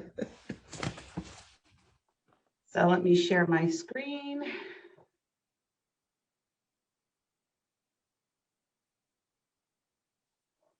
And here we go. So the first slide is our mission statement, and the mission statement hasn't changed for the finance department. over the years, and I won't bore you to death and read this for you, verbatim, but just a brief summary. The mission of our finance department is to ensure the fiscal integrity of the city by exercising due diligence and strong internal controls over the city's assets and resources. Another mission of ours is to provide timely and accurate reporting under our mandated guidelines. And lastly, we would like to provide quality services and support to all of our internal customers who are, departments, elected officials, and our external customers, such as taxpayers and vendors of the city. Moving on to our department organizational chart. Finance is made up of 5 divisions. The first division being administration. That includes myself and 1 vacant position, which is the executive assistant. The procurement division is led by Matt Larson. He currently has 10 employees in his division, and they're responsible for purchasing, supplier diversity, and in this budget includes a transfer of contract compliance under the procurement department. The tax assessor, who is John Phillip, he has 9 employees in his division, and he's responsible for assessing all real property values of the city. Tax collector, who is Nancy Raish, she has 11 employees in her division, one vacancy, and Nancy is responsible for collecting all the taxes that John assesses. And then our last division is accounting and control.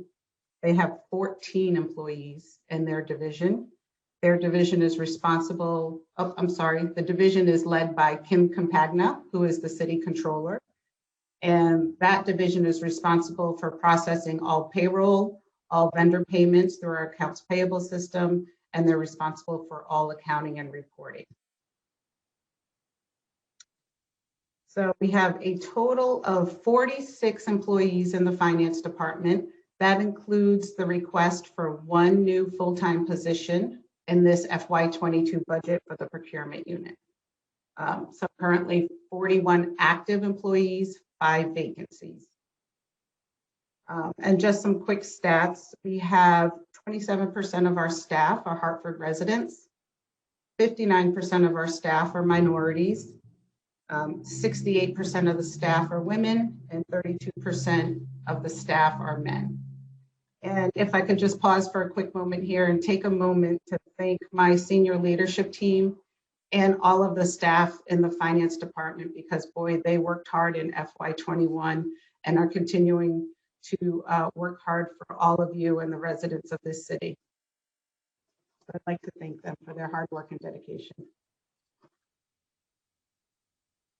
Moving on are some of the highlights that we've achieved in FY21.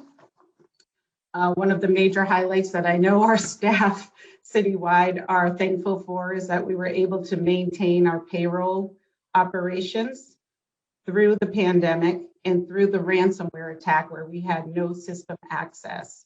And of course, it happened to be on a bi-weekly payroll run that week. So we were able to maintain payroll as well as all vendor payment operations through the pandemic and through the ransomware attack with minimal interruption.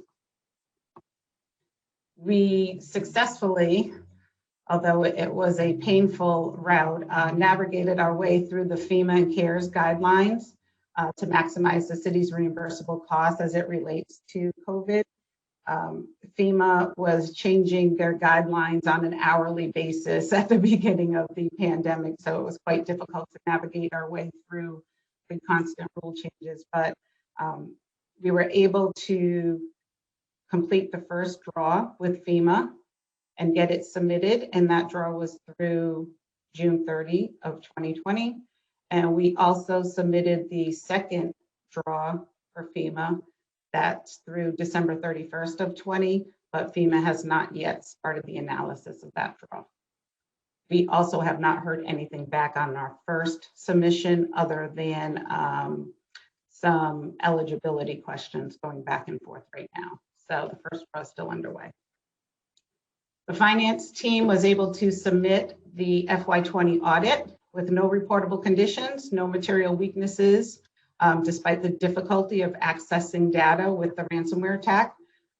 We were out of the shared drive where we maintain all of our audit files, and a lot of these files and work papers, we have to roll them forward year after year and update the information for the fiscal year we're reporting on. So the team wasn't able to get access for about 6 weeks and only had a few weeks to catch up before the auditors were on site to conduct the audit. So kudos to the accounting and control team. Happy to report we've had a lot of success with online payments in the tax collector's office. We increased online payments by 59% over FY20. So just to give you an idea of some of the transaction numbers, FY20 we had about 30,000 online transactions for tax payments, and in FY21 to date we've had about 53,000. So our residents are really understanding the new Invoice Cloud software, and it's much easier to make a payment online now. There's multiple payment options, including an e-check right out of their checking account, which is way less costly to process than using a credit card. Also, on the tax collector side, collections has exceeded the FY21 budget to date. I know that the presentation in front of you says $3 million, but that was the amount when the presentation was prepared. And I'm happy to report that we got the numbers on Monday of collections through April, and we are now $5 million over budget for tax collections. We think this is mainly due to the stimulus payments that the residents have received. We, in talking to other towns and cities in the state, they are as well experiencing strong collections on tax. And then also in the tax collector's office, we had a successful tax deed sale. It was originally scheduled for May of 2020. And then by executive order of the governor, we weren't able to hold it, but he did allow us to hold it in October of 2020. It was a very strong showing from residents who were interested in purchasing some of the properties that we auctioned. It was held in the Dono Stadium, so it was a great venue. It was outdoors, everybody social distance and wore masks, but the final results of the tax deed sale was $1.2 million in sales from the auction of properties and $2.2 million in redemptions from both before and after the sale. So the owners are allowed 6 months after the sale is complete to redeem their properties, and that redemption period just ended on April 22nd. And I would like to note here that you may hear some other numbers on the tax deed sale from October, but this 1.2 and the 2.2 is the final results since the redemption period just ended. So originally we had sold a little over 1.5 million. And President, may I say something? Is she there? Hello, Ms. Rawls. Can you just say what the or Majority Leader Clark? I don't know who's there. Through you, can you just say what the redemption rate was again? I'm sorry. So the redemption period is 6 months after the auction, and the owner has 6 months to pay their taxes due in full plus any legal fees. And how many people did that? I guess that's what I meant. How many people actually didn't have to? So post-sale, Madam Councilwoman, there were 4 redemptions. And then prior to the sale, there were 7 redemptions.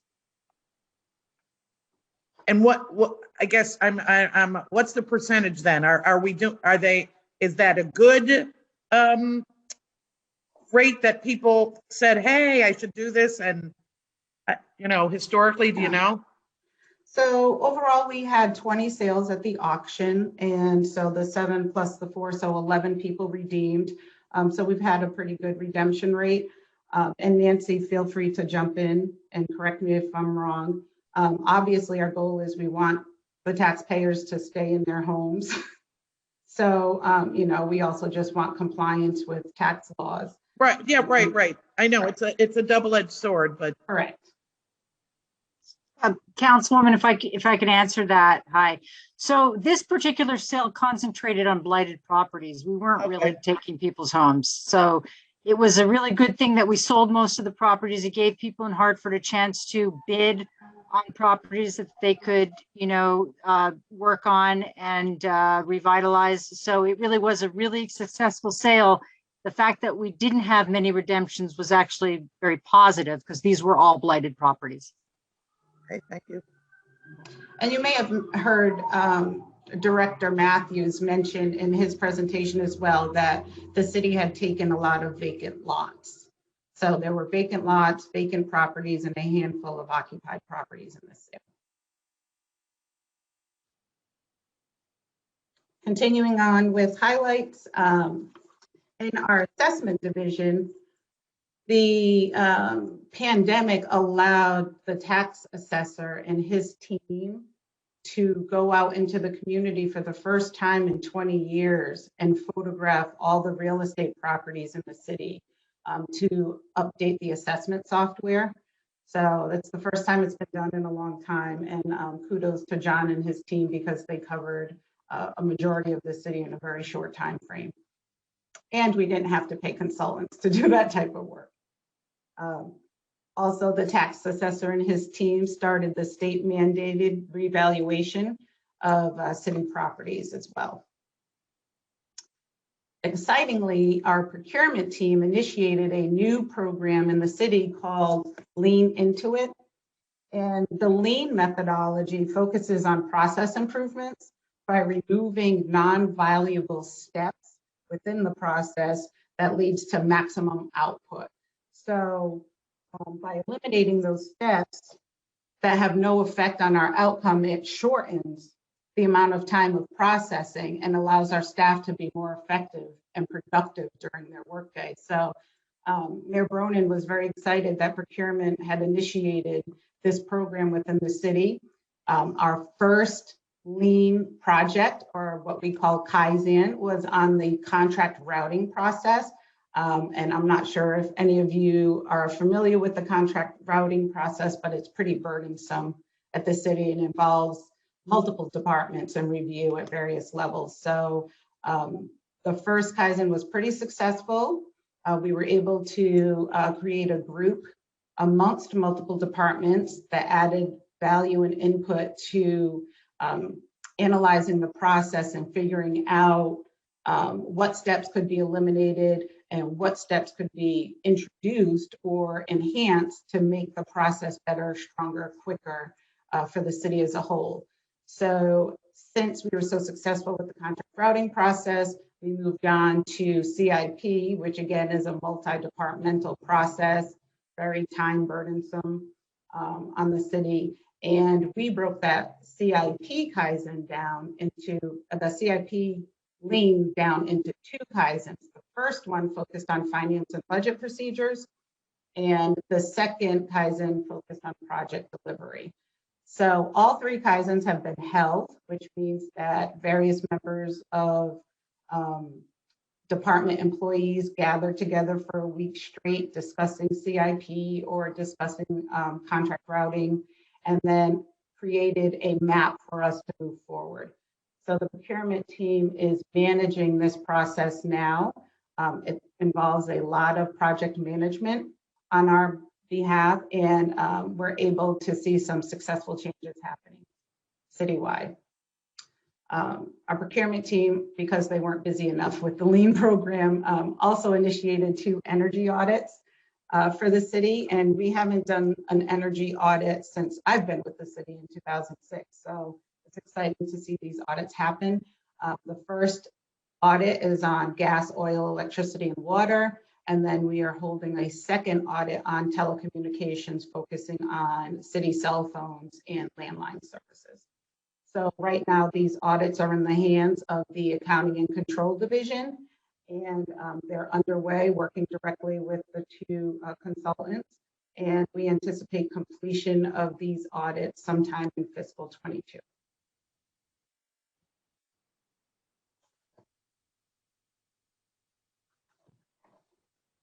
Also in procurement this year, Matt Larson brought some great knowledge to us from his previous employer, and he was aware of a public spend database tool that is very helpful to procurement, and it helps them identify and negotiate competitive deals that are already out there in the market. So it is assisting procurement with negotiating great deals for the city, and it also assists with sourcing strategies. So what happens is if a department comes to procurement and says, I need to go to RFP for this service, procurement can check this software first to see if there's an existing contract that we're able to piggyback off of to check how competitive that contract is, and then make a determination if we still want to go out to RFP on our own or utilize existing contracts. And another area that we're focusing on in procurement is cost savings measures. And we first initiated this process in procurement by looking at our office supply vendor. So the city was with Office Depot for just shy of 10 years, I believe. And when we started looking at what other vendors offered us, Matt and his team was able to negotiate a great contract with Staples, who is now our new office supply vendor. We're looking at potential savings of about 28.5% against what we spent with Office Depot. So overall, we spend about $450,000 citywide on office supplies. So we're quite excited to be saving over $125,000 by switching vendors. And a good part of what this transition also provides the city is that Staples is willing to give the city a 2% rebate on all orders placed with them. And they don't submit that rebate directly to the city, but they send that rebate to a not-for-profit of the city's selection, so that our spend also helps benefit not-for-profits within the city.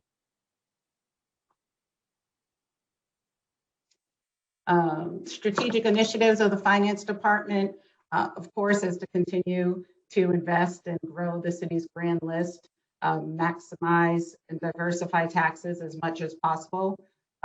We always want to ensure that our financial reporting is in accordance with our mandated rules under GAAP and under GASB. A major goal that Nancy and I have been working on strongly the past few years is maximizing collection of current and delinquent taxes, while making sure that we are being as fair and as equitable to all taxpayers at the same time. Procurement, we're focused on enhancing contract compliance, both monitoring and reporting. And then, as I mentioned earlier, right now we're underway for the mandated tax assessment revaluation. And that revaluation will be on Grand List 21, which is effective in fiscal 23.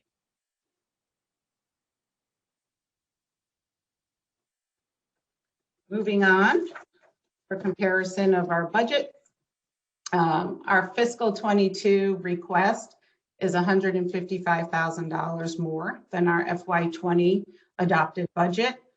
Of that $155,000, $66,000 is contractual salary increases for the staff that are all in unions, and then one new full-time position request in procurement to manage the lien program that I mentioned earlier.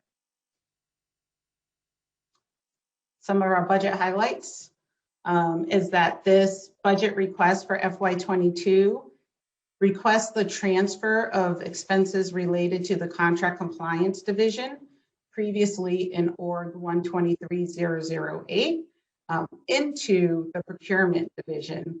And that will allow us to easily manage the team. The team currently shares office space.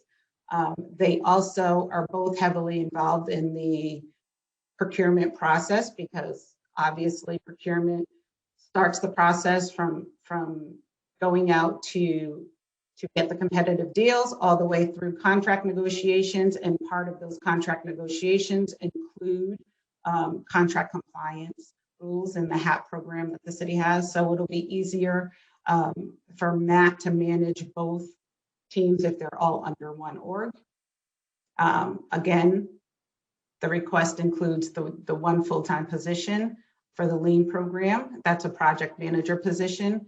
And the lean program, it puts a strong demand on the procurement team.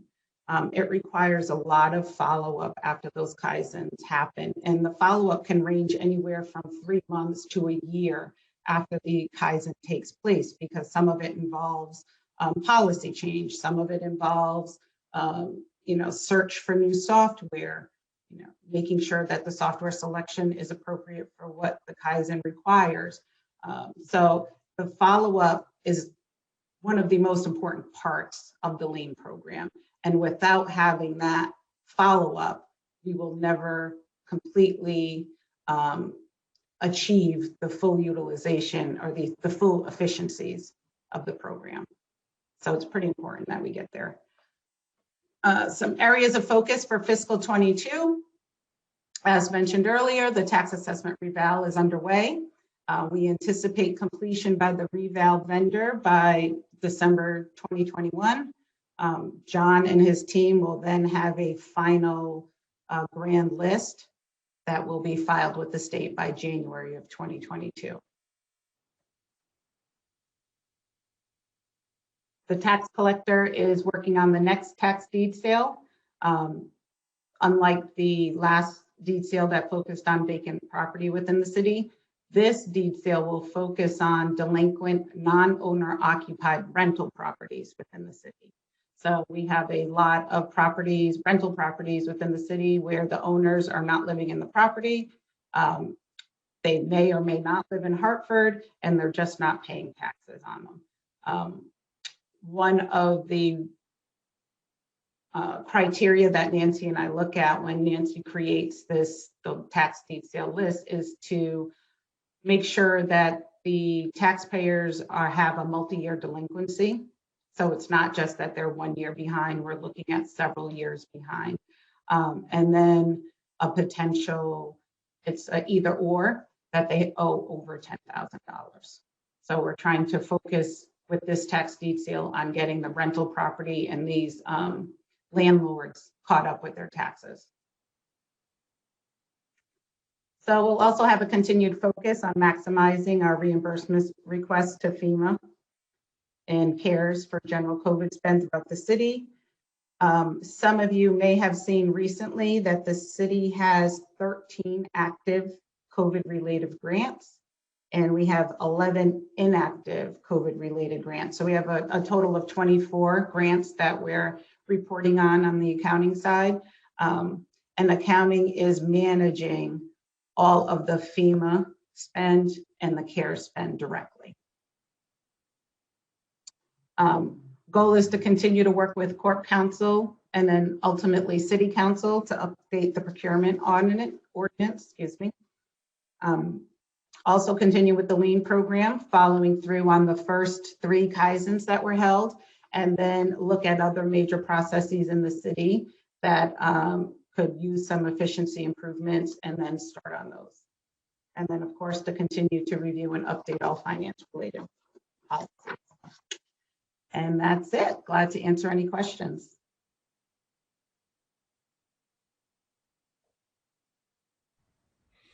Thank you very much, Leanne, for your very detailed and thorough presentation. Always appreciate a good numbers presentation from our finance people. You all are industry best here, not just in the city, but through municipalities across the country. And just to piggyback on the tax delinquency that you're not going to be focused on regarding rental properties. You mentioned the fact that the area of focus might be 10,000 in delinquency. How do you actually get to the final number as to what's that cap? Sure. Nancy, do you want to take this question? Sure. So we're not looking necessarily at the number, we're looking at the years of delinquency or the number. So if it's 3 years past due or over $10,000, we're considering that. But of course, you know, we look very closely at other details. You know, is there an attempt to make payments, and you know, we send demand letters out and offer payment plans. So these are properties where the owner is not paying the taxes, not making an effort, and you know, really there's no other recourse than a tax deed sale or a foreclosure of the tax liens. So it's safe to say that you are, once you get to this point, you are exhausting all of your measures before. That's right. That's correct. Exactly. Do you have an idea as to how many? Like, how many was it for the last tax deed sale? Sure. The last sale, well, I can tell you that this sale currently includes 80 properties, which is larger than the last sale. I'd say the last sale was in the 40 property range, I believe. So this doubles it, but we don't intend to sell all of these as we did in the last sale. We're hoping that people will, you know, pay the taxes before it actually goes to sale. These are not necessarily blighted properties. They're just properties that are multifamilies where the taxes just haven't been paid in many years. Okay. And what is the method by means of persons being notified before this measure goes into an effect? Sure. Well, every month, sure, Councilman. Every month we send out a delinquent statement, and you know, anyone who owes property taxes, real estate property taxes in Hartford gets a delinquent statement notice with the balance that's due. That's something relatively new. We've been doing it for the last couple of years, but that, you know, has increased our collections. So they've been getting the notices. They're going to get further demand notices before we hire the attorney to conduct the sale. And then once we hire the attorney, they're going to get another set of notices. So there is ample opportunity to get out of the sale. You know, does that answer your question? Yes, yeah, thank you. Okay. And Leanne, if you could take down the presentation, that would be helpful to some of my colleagues. Thank you so much. Councilman, to clarify, there were 59 properties in the October 20 tax deed sale. 59, okay. And so regarding supplier diversity, as well as being on the city's certified cert list for minority businesses, do you all take an inventory as to how many new businesses registered with the Secretary of State that has a Hartford address that are classified as a minority women-owned business? And then is there any outreach done from the city's procurement division to them, basically with any interest of applying to the city's cert list? So I can Leanne, did you want me to take that? Yeah, just give me 1 second and then you can jump in, Matt. When I was acting procurement manager, our supplier diversity staff did do an outreach by looking at those vendors that were registered with the state but not registered with the city. We did do a direct mailing, and believe it or not, we had 0 response from that effort. And then Matt came in, so then I'll let Matt take it from there. Hi, Councilman Clark. So it's a great question. I think what Conchea Lawrence, who's our program manager and coordinator, and I had worked on is at minimum cross-checking what the state DAS list has, right, against the Hartford-based businesses as well as taking the next step and looking at what the Secretary of the State, just what Leanne had mentioned. You know, right now we have 156 suppliers in the program, and that's just not Hartford based, that's throughout the state because it's a statewide program. That number, in my opinion, we should target doubling that. You know, obviously the focus is to generate Hartford-based businesses, but those steps are now being, you know, thoughtfully taken because we have data we can pull out of the system now with some reports that we were finally able to get out of our financial system and start looking at this more as an analytical approach, not just like an anecdotal approach. Thank you for that explanation. My concern is that there's probably some businesses that may not be connected to the pipeline. Mhm. And I would like to see those businesses. I always say our small businesses are the lifeblood of our community. And a lot of these people are not just connected through social media, don't have the connections downtown that can actually be hooked up to actually a bid on certain projects. And I really want to see a means of diversifying our cert list, not from the racial makeup, but also to more so from the small business makeup of increasing that capacity, because you know there is always there's a glitch, I would say, in the system, and that is getting information out. And if you're not in the bubble or you're not connected, you'll be left out. And with all this money now that's coming into the city for various projects regarding COVID recovery, I would like to see, you know, this list grow. In the finance department, I know that we receive quarterly reports. And correct me if I'm wrong, does that also include supplier diversity as far as how many small businesses are on our cert list? It doesn't, Councilman Clark. So we provide monthly the financial statements to council. We haven't provided any other reports since the breakup of the Human Relations Department because that requirement was under that ordinance, which has now gone away with the split of the division. So we can definitely start doing some quarterly reporting if that's something you would like to see. I definitely would, yes. Absolutely. Another thing that Matt didn't mention is the contract compliance unit is working directly with the Minority Construction Council as well as our grants office, because MCC is receiving some grant dollars to focus on increasing participation in the supply diversity program as well as the DAS program with our small contractors. So that process is definitely happening. Contract compliance team is more involved than they've ever been. So that, I think, relationship is getting stronger as well. Thank you. And one final question with respect to, and John probably may want to chime in here. You mentioned reval. When are we, how much of this budget is factored into the reval that has been phased in? And when are we going to be preparing for the next reval? And is there any type of assumption in this budget for the incoming reval?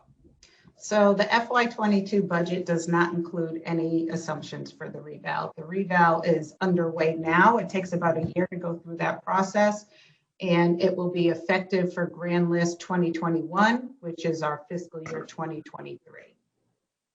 And it's state mandated every 5 years. Thank you so much. Councilwoman Rossetti, and then Councilman Mitchum will follow Councilwoman Rossetti. Thank you, Majority Leader.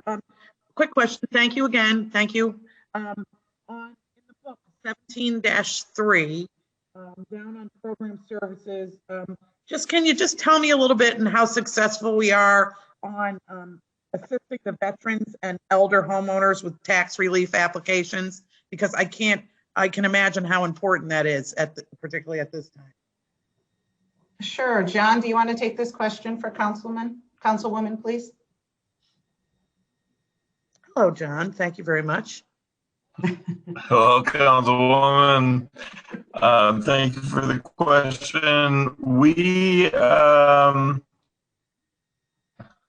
you know, I don't think we do much outreach really. So this year, anybody that was enrolled last year is automatically re-enrolled, which was true the year before because of the pandemic and the governor's executive orders. In the past, and I think this will probably start again in the future, we have done presentations and taken in applications at the senior centers around the city. The senior centers are very cooperative in that they themselves have taken in applications and forwarded them to us. So we, you know, it's out there, it's on our website. I know that there are a number of seniors that aren't habitually on the website. I can say in the past, probably not since the pandemic, but we have in fact reached out to people who we know there is. So bottom line, we don't know who the elderly are, but we have reached out to them in the past, and we've used our motor vehicle database, which includes birthdays, and compared them to the property owners. And we've also considered the amount of time that a property owner has owned a property. And we've reached out to them and said, hey, these programs are available. I have not tracked how many people came in as a result of those efforts, but I think it's generally well known. So I would love to, and thank you, John. And I say all this, pre-pandemic, post-pandemic. I think it's an important thing that we can't assume, particularly with social media or electronics, that seniors know. And I mean, this is really something that's available to them. And we certainly know who a lot of the elderly are. So, either let's figure out how do we get it out there more. But I really think I'd hate for someone to not, I mean, I know you are, but I'd hate for someone to not know what we're offering. And John, correct me if I'm wrong, but this program is advertised in Janice's community engagement outreach books, the spring catalog and the fall catalog.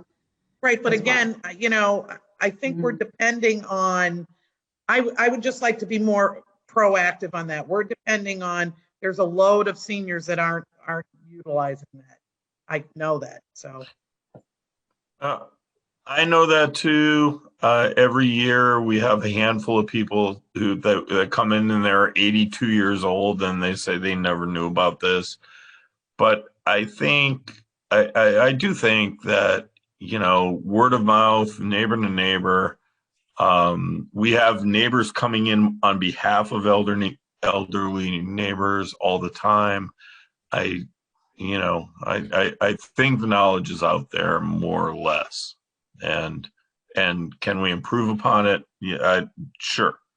But we don't know when somebody holds real estate, we have no idea how old they are.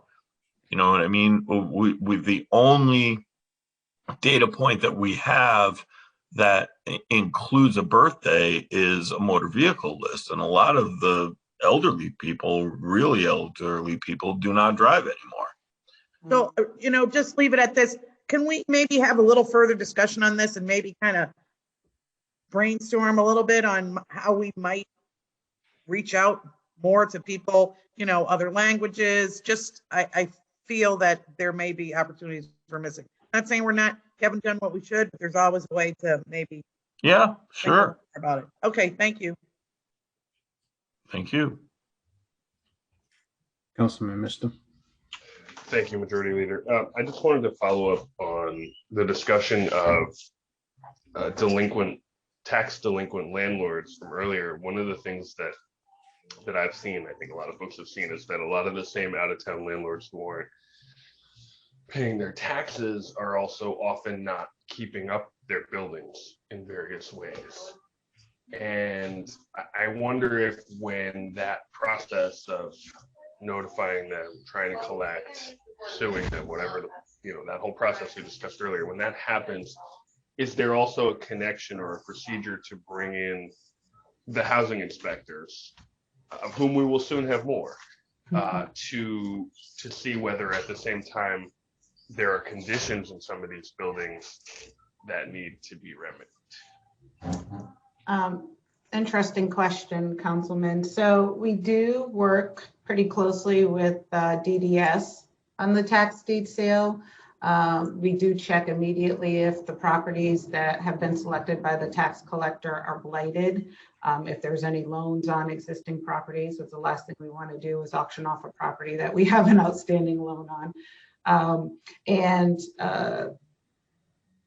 Charles and his team are pretty heavily involved at the actual sale themselves. I don't know if we have the ability to send in an inspector, and I defer your question to Nancy, which I'm not sure she'll have an answer for that for you, but it's something that we could definitely look into. Yeah, I mean, Councilman, so my job is to collect the taxes, and, we pass the list on to development services. I think Leanne answered it well. And we are very close with the Blight Department. I work very closely with that department, and as well as some of the inspectors who I've known for many years. So while it isn't in our, bucket to go after those in that way, to go after those homeowners who are not taking care of their properties, we're definitely in contact with the Blight Department.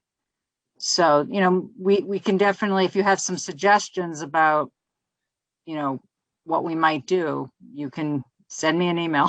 I will do that very thing. Thank you. Okay. Great. Thank you.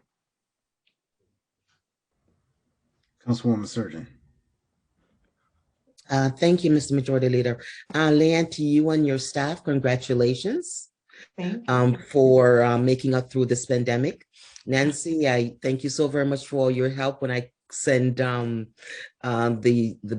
small businesses looking to get some help and make an agreement. So thank you very much for your time. And Matt, thank you so very much. For you guys have worked wonderfully through this pandemic. So I just want to thank Leanne, you and your staff very much again on behalf of the residents, because due to the pandemic, we were able to reach you guys. We were able to help the residents, during the pandemic. So thank you guys so very much for everything that you have done. And congratulations on the online numbers. I was psyched. That is wonderful.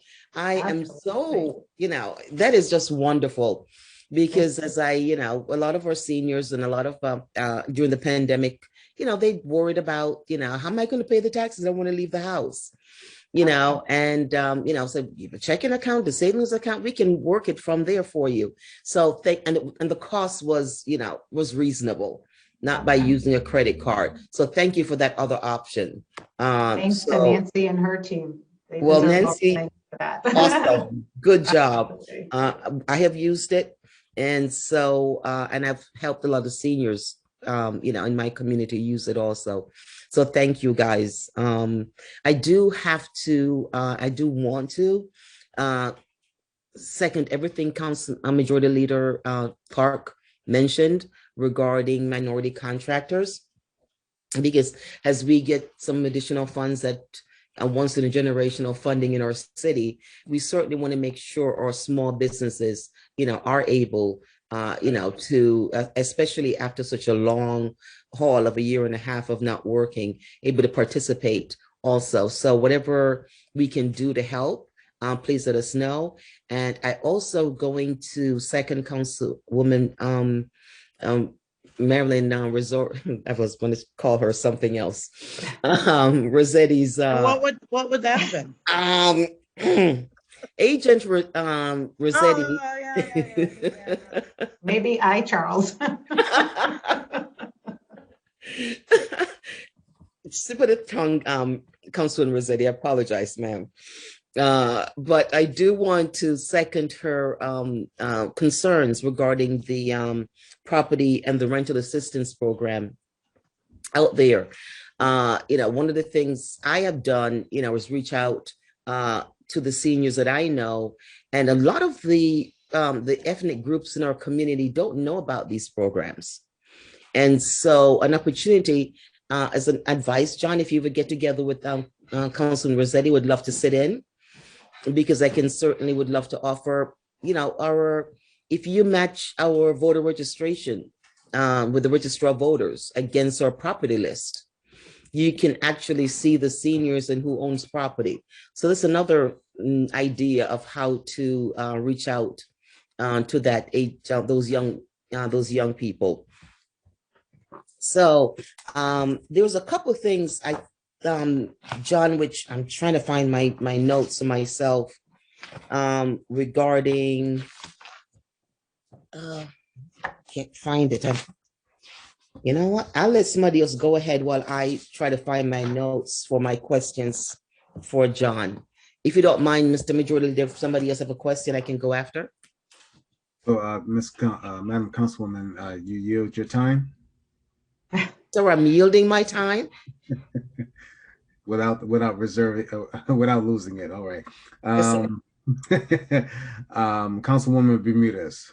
Thank you. Thank you for the presentation. So in the same way that that excellent question was asked about getting the word out to the elderly, and I know, Councilman Clark, Majority Leader Clark mentioned through the procurement office and having a better way of connecting with, in particular, our minority businesses. So now that we are going to be receiving all these additional funds, and in the mayor's presentation, he brought up that the funds would be contingent or be held within specific departments, and then they would be rolled out to the community partners that are able to access them, whether it's a nonprofit agency or, in this case, my question is related to the businesses. And so what are some thoughts in terms of how that rollout will look like? So a couple of points, Councilwoman. The first is in regards to the ARP funding. Right now, the procurement guidelines regarding ARP are in review with Corporation Counsel, and Howard Rifkin will meet with Matt and I once he figures out exactly what procurement rules we need to follow regarding the ARP funds. We anticipate that there's going to be procurement guidelines similar to federal funding, but not quite sure until we see what Howard comes up with. So as far as ARP funding itself, it will sit in a special revenue fund in the city, so it will not be combined with the general fund. And within that special revenue fund, each of those various projects that the mayor has presented to council for approval with this budget process, once we get that final list of projects, each will be assigned a project number within Munis. And then we will go through the federal procurement guidelines as far as figuring out how we can to bid out some of those projects, whether we need to go through competitive process or if the city can choose various third parties to help us administer some of those programs. But when in doubt, if there's not procurement guidelines provided with ARP, then we would use the city's procurement ordinance in order to start spending those funds. Leanne, if you don't mind, I just want to expand on that. I think Councilwoman Bermudez, I think that's one of the challenges we have, in speaking with members of MCC as well as GHAA, is the ability to utilize the city's ordinances, right, when there are federal funds in play and even state to that extent. I think that's a challenge where on the federal side, there are heavy restrictions on set aside and being certified, at the national level versus even in our case, a municipal level.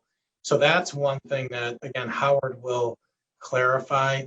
I think, what we're trying to do as well, we're working on even an on-call program to set that aside for certified small minority and women-owned businesses. And when we can control how we can design a system, right? If we look at the city spend in totality, not project specific, it may give us some more flexibility to keep the dollars in the city while looking at the program and the goals of the city and the ordinance, again, in totality. So that's one thing we're working on now. We're working heavily again, and especially focused on Hartford-based businesses, but also small and woman-owned minority businesses to look at ways, working with Nat and the capital program to streamline how long it takes things to, contractors to get paid, right? How long it takes to contract, right? Because we want to have a good reputation, with the city. Those are the things that we're focusing on so that the experience and the sell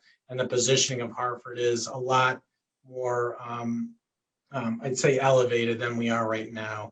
I think, again, I think that the challenge, just to get back to the funding, it's something where, when the programs are released by the feds, we do have challenges on how we can apply that to the local level. And that's something that, again, we have no control over, but we try to figure out the ways to navigate that. Again, at minimum, talking to larger national firms through the matchmakers to get those local businesses certified at the SBA level, but also make the connection. So if there are jobs, not just in Hartford and other local towns or in the regions, that they could help with Hartford contractors, that's great too.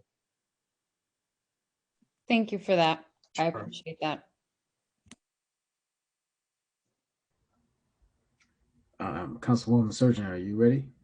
No, sir. I will submit my questions. I yield my time, and I will submit my questions in writing. Councilman Gill, I see you. Quick follow-up question regarding the, I think it was the set-aside ordinance you were talking about. Okay.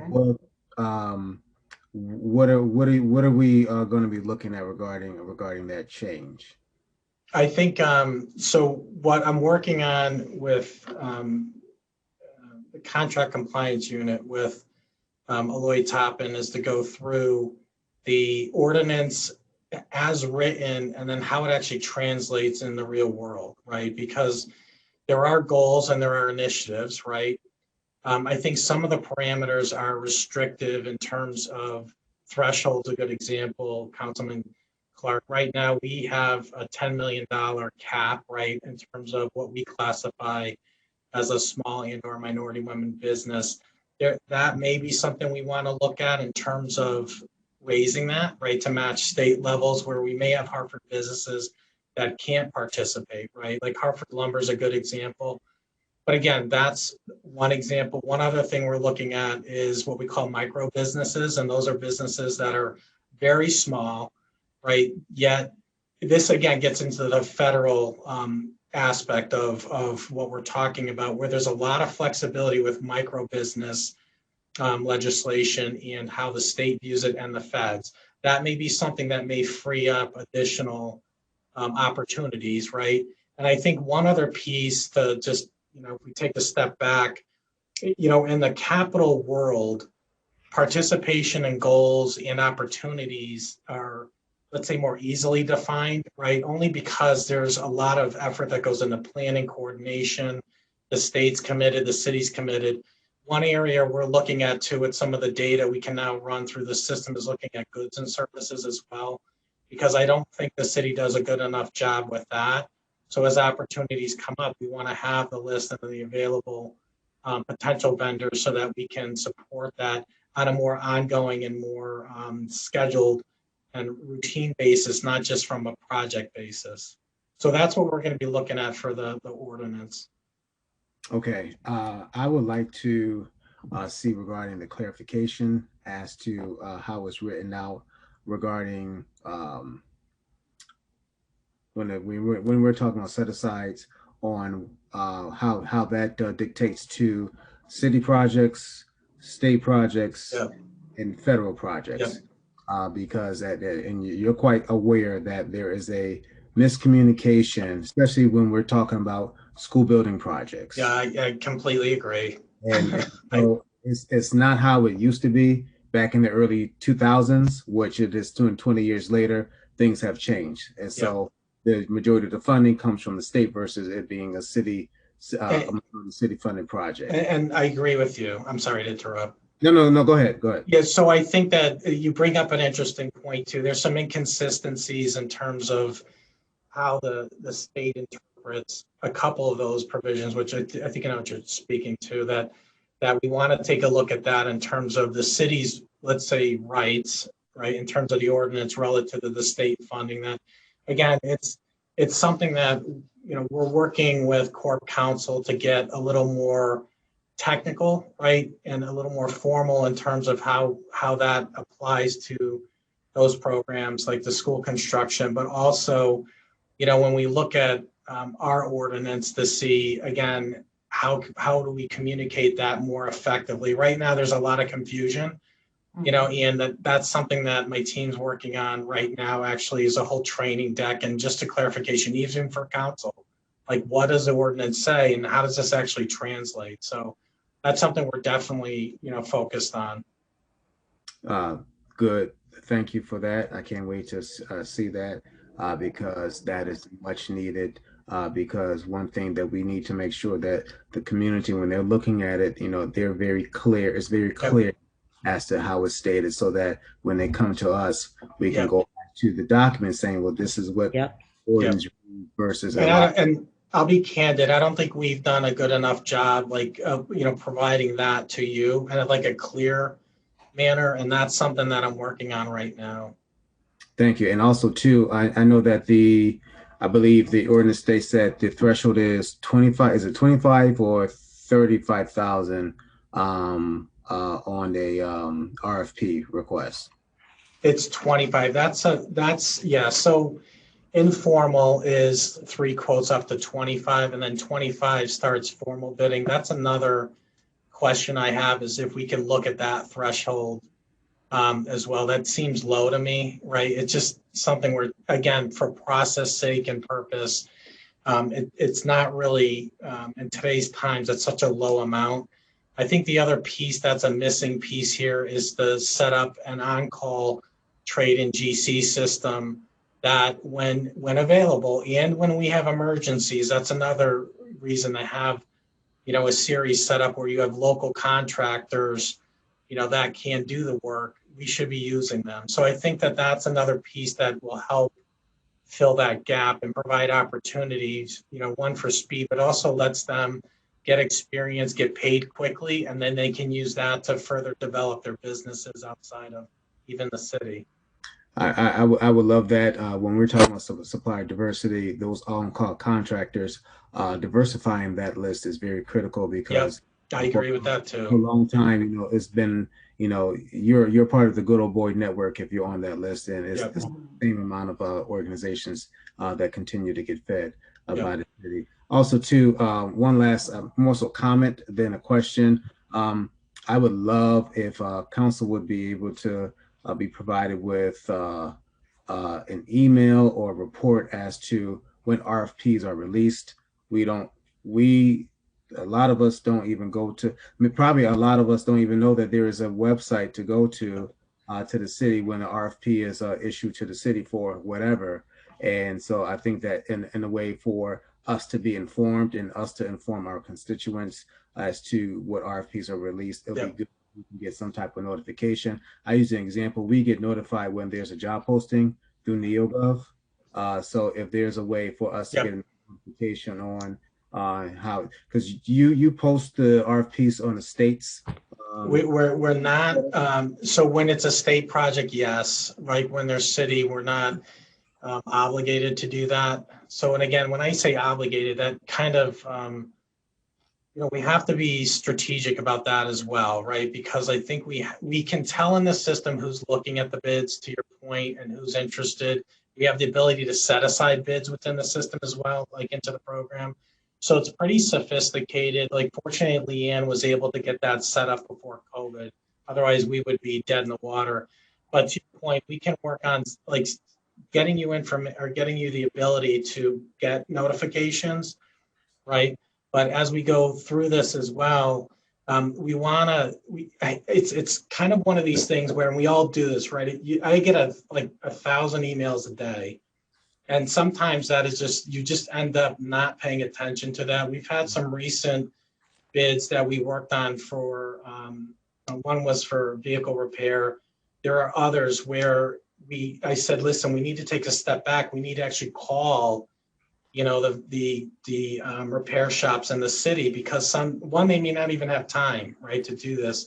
The second thing is sometimes you have to go back like to the way where people pick up a phone and call so that there's a proper outreach, because sometimes the emails, everything just gets lost as well. So any of those very sensitive, like very strategic and important is not just, level of technicality or what have you. Like when I say important to the city and what we're trying to do here, those are where we have the ability to focus and have my team call and follow up that way as well. So it's not just a robotic email that gets sent and it gets lost in the shuffle. So that's a good point. So we'll work on getting you that. I'll take that away to get instructions how to set up. Unfortunately, you have to set up as a vendor.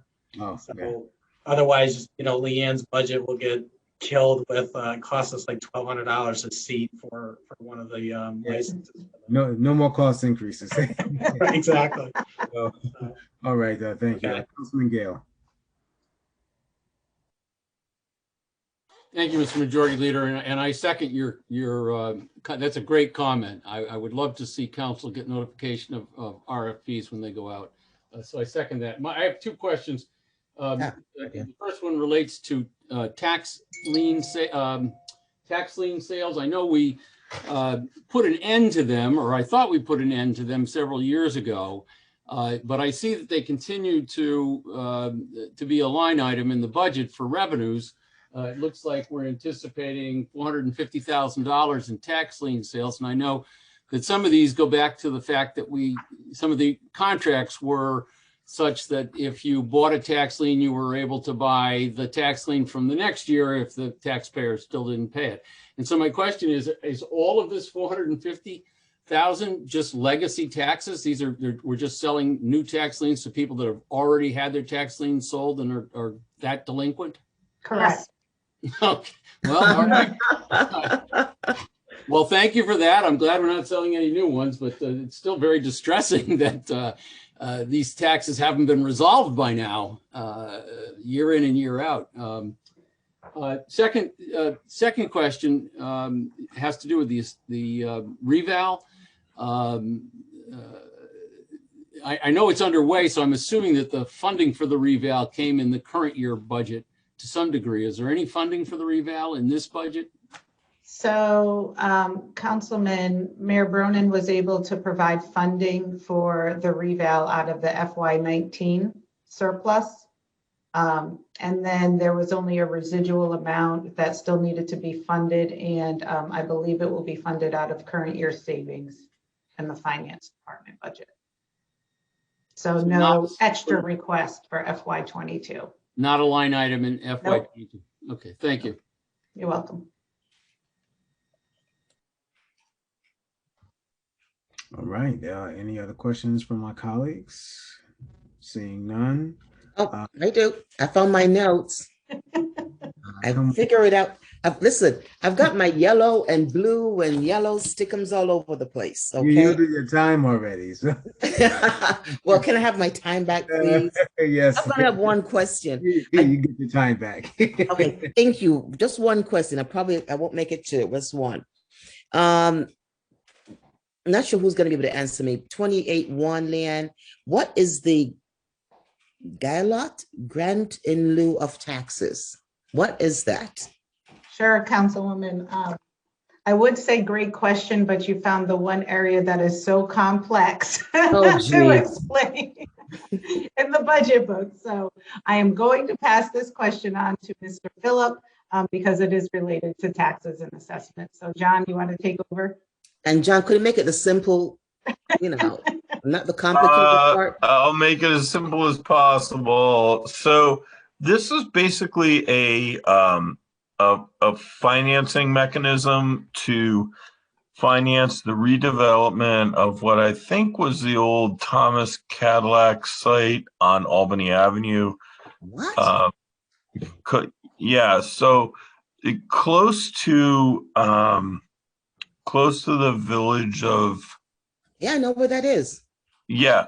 Yeah. So right out there, there was an old brownfield site. I think it was the old Thomas Cadillac service site. I'm not sure of that. It was way before my time, but it was a brownfield site. So the city entered into a contract with the Brownfield Development Authority to finance a redevelopment with the city, with the University of Hartford, to put that the cafe and People's Bank building that's there now.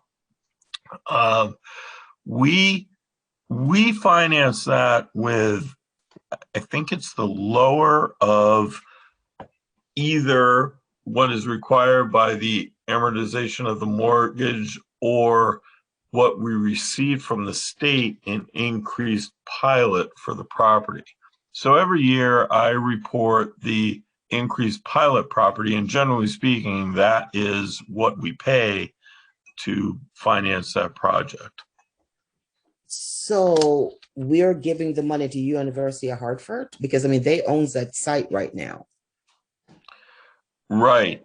I'm not sure who we're actually giving to the money to, because the agreement is with the Brownfield Development Authority. The payment goes to Connecticut Innovations, not to you. Yeah. Oh, so in the fiscal year budget, there was like, sorry, guys normally pay about 100,000 every year, right, for that, and so I did see some kind of Connecticut brownfield redevelopment project with University of Hartford. Didn't make any sense. Okay, so every year you send that money to the brownfield. So how much do we have to pay off? $4.6 million. The original loan was $2.5 million, and it started back in November of 2007. So we have an anticipated final payoff date of December of 2029. Okay. Yeah, and I think it in total with interest is a little over 4 million. That's fascinating.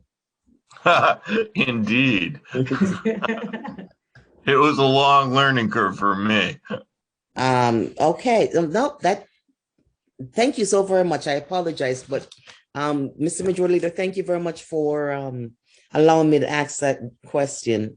And I'm kind of sorry I did, because the most important question on your sticky notes for the finance department. So, yeah, I mean, and I think it was better communicated verbally than it would be in writing. Yeah.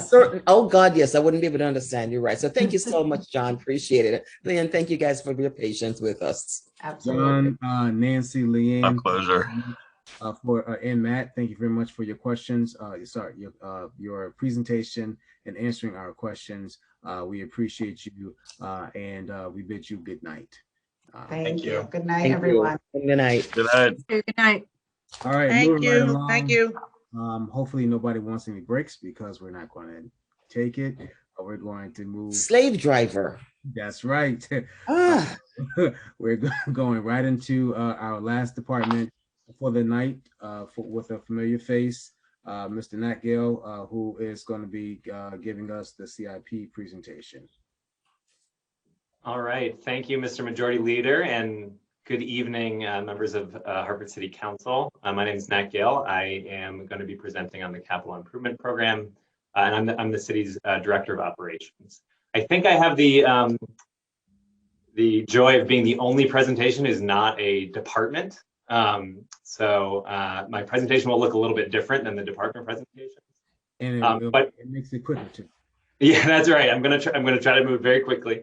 And I do, though, want to say before I get started, even though this is not a department, I couldn't be here without the help of some really amazing city staff people. First and foremost, among that, you heard Jen Hockenholt talk about her administrative team. On her team, she has an analyst named Felicia Ross, who is with us tonight, who's going to be helping me take notes.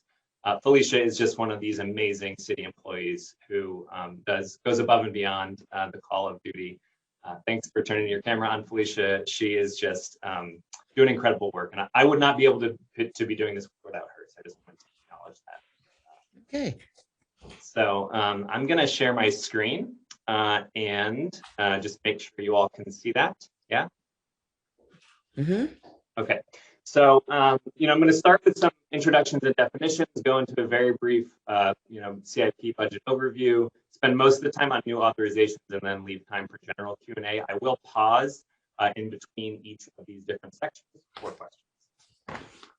So for an introduction, I thought it's beneficial to go over some basic definitions. This was helpful for me, because each city, each organization looks a little bit different. So, I thought it would be helpful to do a very quick overview of, first, what is a capital asset? How we define capital assets at the city of Hartford.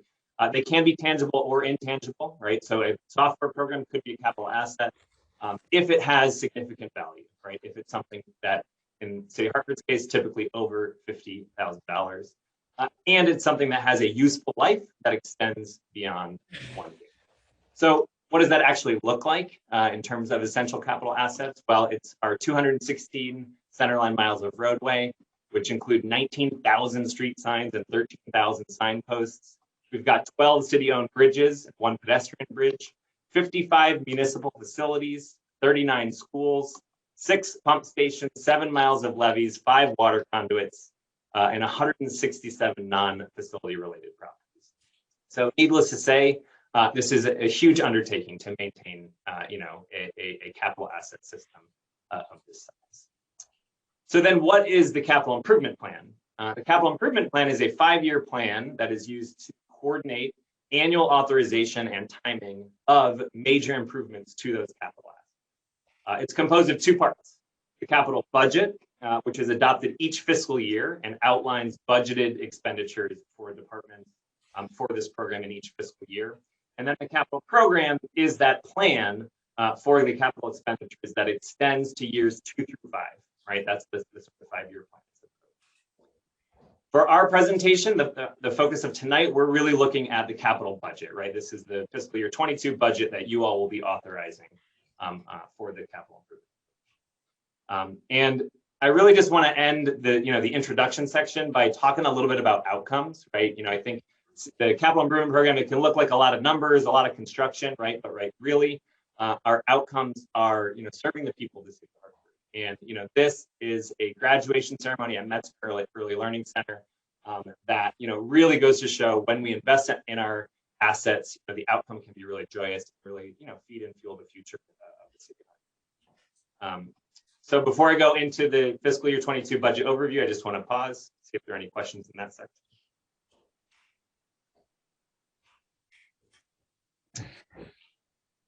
Hearing none. I'll do a very brief overview of the fiscal year 22 capital budget. So, first, there's a little bit of looking back and moving forward, right? Our fiscal reality really limits our ability to fund all projects, right? As you all know, in fiscal year 19, we shifted to funding exclusively for general fund and grant funding, right? This continues in fiscal year 22. It's a bit of an austerity measure, right? We do not plan to issue any new debt issuances. This is something that we're all familiar with. This was also a bit of a housekeeping year. So we wanted to make sure that in this capital budget, we are accounting for all previously authorized and approved projects that are underway, as well as making sure we're doing a review of things that are capital in nature versus operational in nature. Because there were some things that were approved in prior years under the capital program that are more operational. And you heard Director Matthews talk about this earlier. There were some things, a little bit over $1 million that moved out of the capital budget into their operating. You also heard from Director Rawls a little bit about our lean activity. This is something that I'm really excited about. It's so wonky and nerdy and bureaucratic. mumbo jumbo, but like this image is the outcome of our lean mapping the CIP process. And if we can make efficiencies in this process, I think we're going to be able to deliver on our outcomes at a much higher rate. So this is just a brief timeline of our CIP process. It starts back in December, right? That's the initial ask to departments. They then submit project justification forms. We have meetings with the different departments about those justification forms. Final recommendations go to the mayor. This then goes to planning and zoning, who has to recommend this budget, to you all as a body, and that's where we are today. And obviously, the budget will be approved. What are departments asked when they submit projects for the capital program, right? This is a little bit like our mission statement, right? First and foremost, make sure projects are aligned with the plan of conservation and development, right? We want to invest in projects that preserve our assets, as well as are of critical importance and present a material risk to our streets, bridges, to people. We also want to invest in things that are essential to our function, essential to our government function, and deliver on public health or safety or quality of life outcomes. And then of course we want to improve and make sure that our projects are consistent with what was approved last year, that we're funding projects. So with all that being said, what does that look like in terms of number of projects? So this is what the 22 budget looks like, among our various departments. So you got Board of Ed, Development Services, Public Works, ES&T, Fire, Police, and Library, as well as some general municipal facilities. Total of 77 projects. What does that look like in terms of numbers? It's a capital program for next year of about $132 million. So, the lion's share of that is with the Board of Education, which I'm sure you all know, massive school improvement projects, but, Public Works also has a fair amount, and I'll get a little bit more into the details. Of that 132 million, about 30 million, 30.5 is funded by general fund, right? So that includes some grant reimbursements because of retainage, that we have for certain state grants. It includes some pre-funded capital reserve, as well as some new funding that is proposed in next year's budget, which you guys get in your very detailed line item. And the sort of austerity caveat is all projects are subject to available. What does that 30.5 million look like broken down by department? That's our next slide. So you can see, again, Board of Education, Department of Public Works have the lion's share here, but pretty even split among our other departments. And this is that 130 million in our city funding, our grant funding, and then our LOCIP, which is the local capital improvement program. That's a formula fund that the state gives based on, a population mathematics for each jurisdiction. Compared to last year, we had $30.6 million in projects funded by general fund revenue with 80 selected projects. This year, we've got 30.5 million funded by general fund with about 77 selected projects. So that's the general overview of the budget as a whole. My next section is going to be about new authorization. Again, what you're asking to approve in terms of new authorization. Before I do that, are there any questions on what I just did? Councilwoman Surgeon. Thank you, sir. Mr. Gale, thank you so very much for doing that. It's wonderful. Just simple information makes a difference.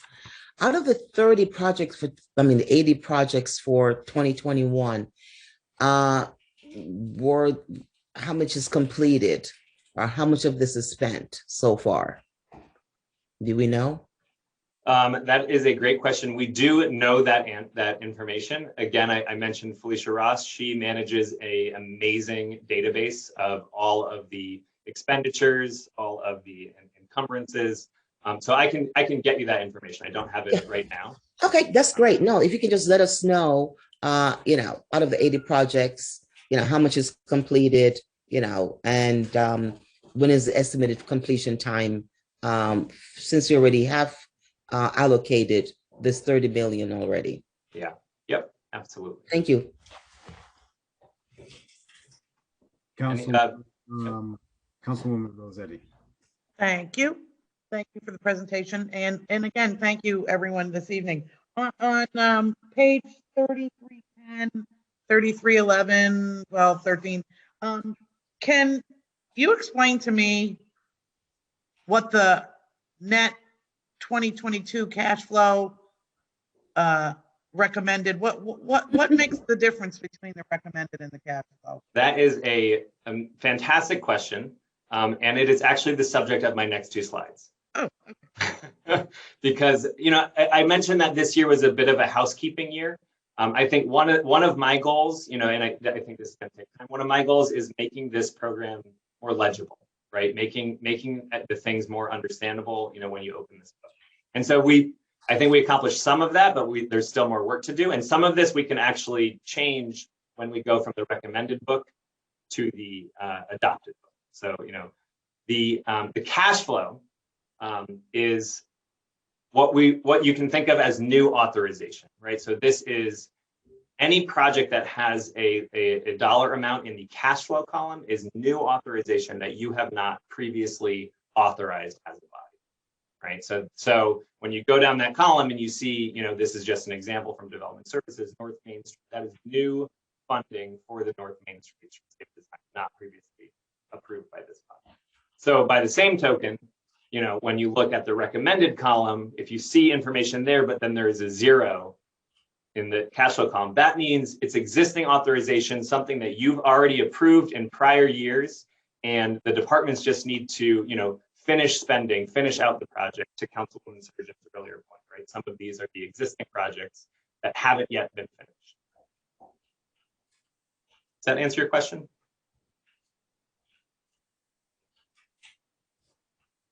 I think so. I think I've got the same questions like you do, Marilyn. So in other words, if let's use Riverfront Park Walk, and you know what, let's not belabor this. Let's talk about this. You can discuss this. Tell me about it later, more in depth. Yeah. I mean, not that you have to, but well, I want to understand it a little better. And we don't need to do it right now. I know my colleagues are looking at me like, but.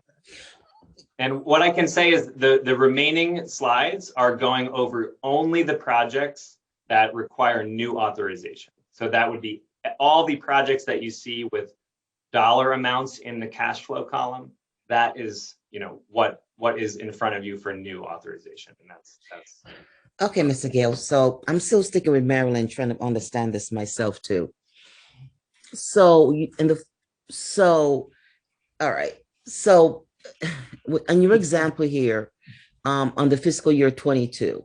Yep. So new authorization for the North Main Street is 200,000. Correct. But it's also 200,000 recommended. Right. So the 2022 is the recommended authorization for the recommended budget. It's what the departments will be spending in 2022. So like Bartholomew Avenue, 100,000 was recommended, but you're not going to spend 100,000. You're not going to spend it. No. I understand this. I understand the confusion. I had this same issue. What is in the recommended column is what will be spent this year. If there is a number in the cash flow column, it is because that is new authorization that you have to give for the departments to spend that amount.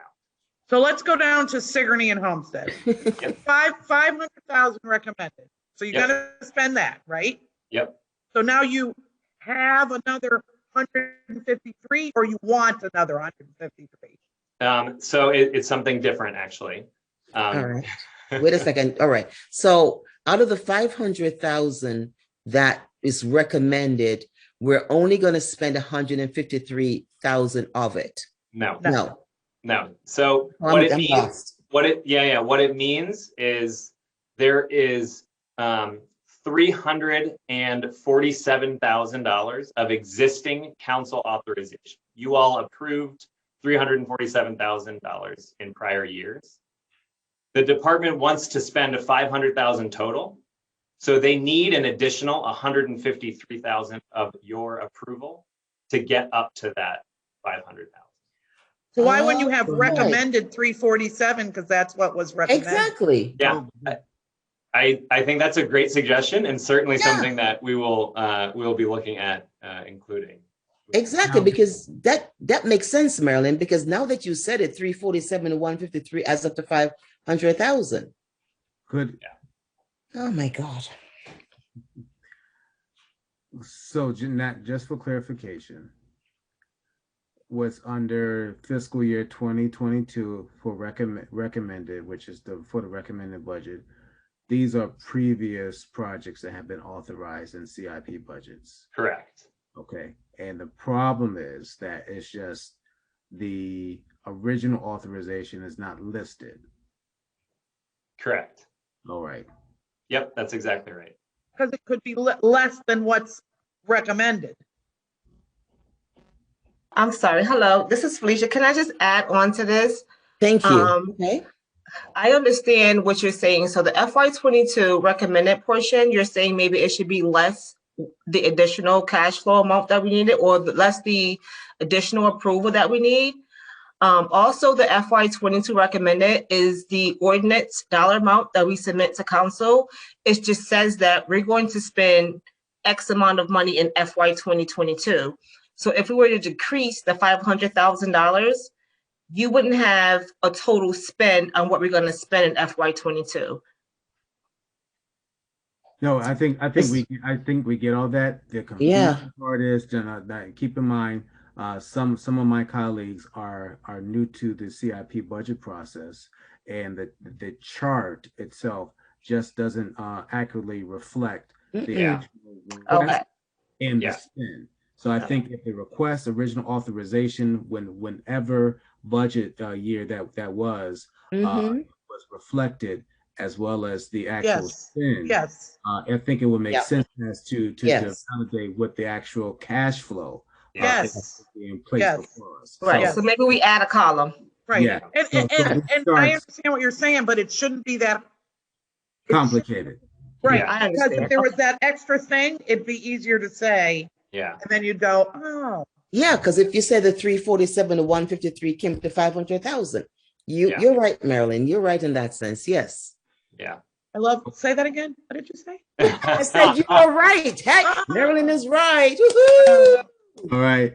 Okay. No, but that makes logical sense, though. It really does.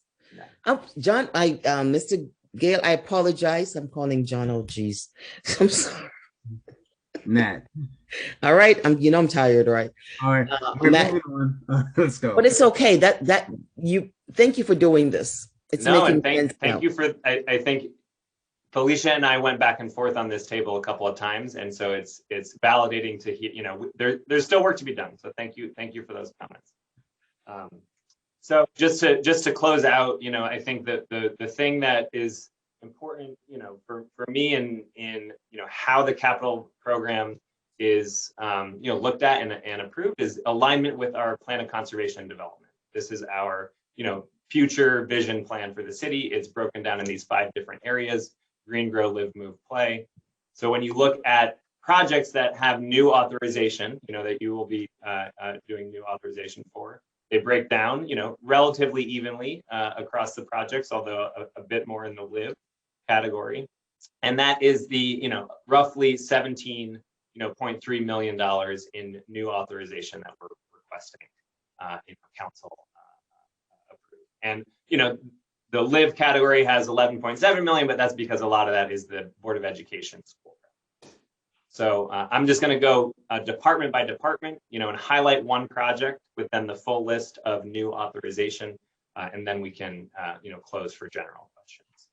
So, the first department is the Board of Education. Project spotlight here is the Buckley High School renovation. I know many of you are familiar with this. Demolition is almost underway. And, this is a project that for city funds, next year, fiscal year 22, will have about $4.5 million in city funds, and is a, whole, $129 million renovation of this project. And it's multi-year. It's not going to be finished next year. It'll actually extend. So wait a second, Matt. So basic, what you're saying is $129 million dollar project, but so for it's multi-year, so don't we get reimbursed by the state for some of this? We Where do. is that Yes. in here? Yep, we work on a 95% grant, so 5% for the city funding, and then there's also some money that the state requires us to pay for retainage. So we end up paying about 10% of the total cost upfront. Some of that we get back. Okay, thank you. Yep. And so for the board projects that require new authorization, we've got the Buckley project. Burns Latino is also underway. And then on the Buckley campus, there is a district support facility that is consolidating services. And that's approximately 7 million of the total for new authorization, new city authorization.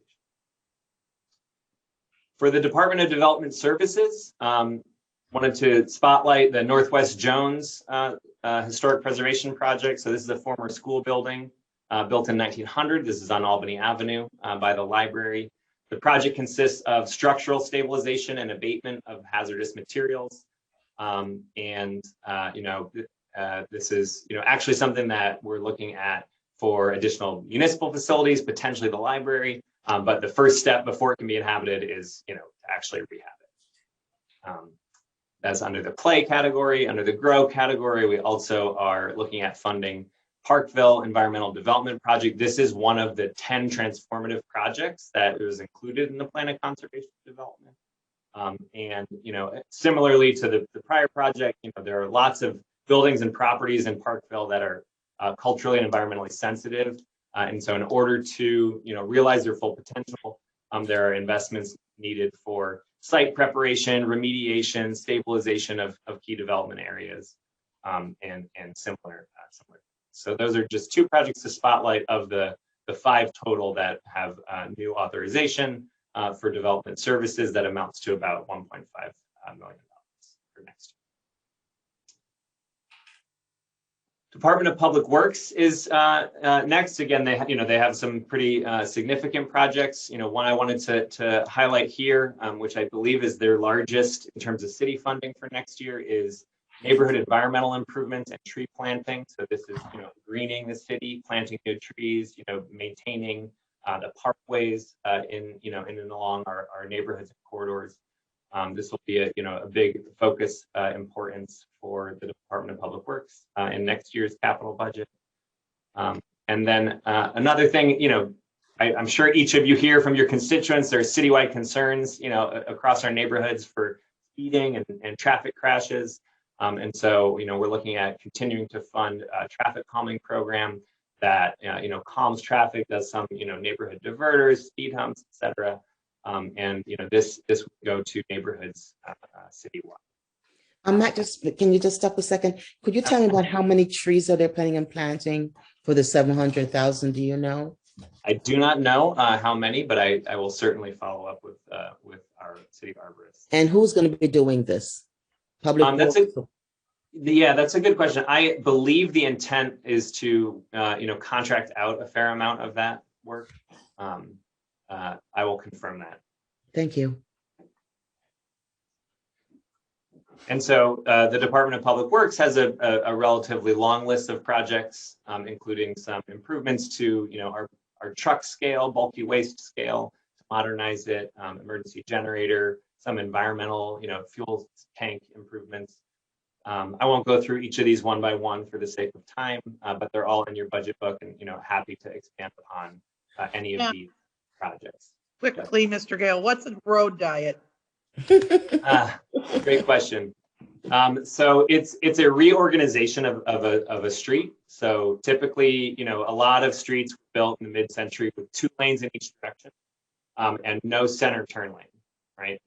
And so what a road diet is in traffic talk is you take those 2 lanes in each direction, right, with just a double yellow center line, right? It's actually one of the least efficient designs of the street because you get a lot of turning vehicles that people then cut or dart around, and that backs up traffic.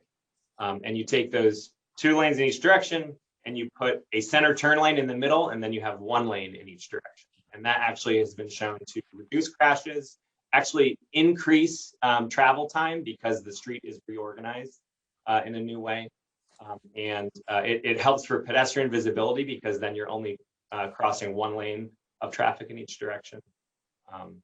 So, I think you may have seen it on Weathersfield Avenue, or some portions of Weathersfield Avenue have been put on the road at Farmington Avenue as well. So it's something that we look at on our corridors where appropriate.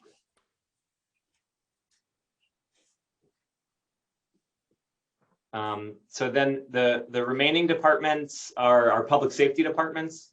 And this is the fire department, the police department, and emergency services and telecommunications.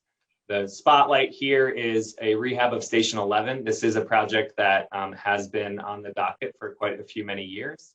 We're finally looking at fully funding in fiscal year 22. We got bids in, and this is Station 11 with the closing of the Pearl Street firehouse. Some of the operations in that firehouse have been moved to Station 11, and there are just significant upgrades needed at this firehouse. I will say that the fire department has its own forward-looking capital improvement plan that looks at systematically upgrading their firehouses. So that is something that we are looking at continuing to make sure we incorporate into this plan. And so you'll see that actually reflected in this process, because then we're funding the design of upgrades to Station 15. We're also looking at a radio infrastructure upgrade, getting some new antennas, continuing to invest in our radio infrastructure with emergency services, potential new parking facility for the public safety complex, as well as some safety improvements for the firing range for the police department.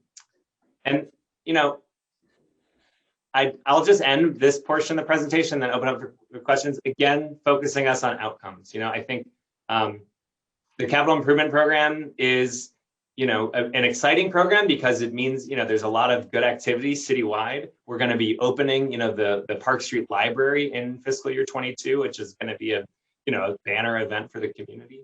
But I also just include this picture of this young woman that I actually took in one of our parks on streets that are open to people, just to show again what successful outcomes of projects that we do in the capital improvement program lead to.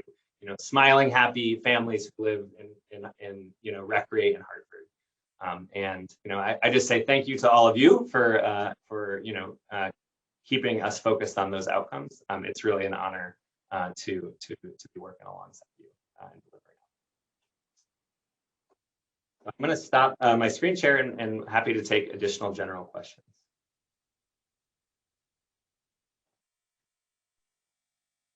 Thank you, sir, for that. Due to the fact that there were questions during the presentation, we're not going to take questions now. No, I'm just playing. I see your faces. You got to laugh. This is the last department for a presentation for the night.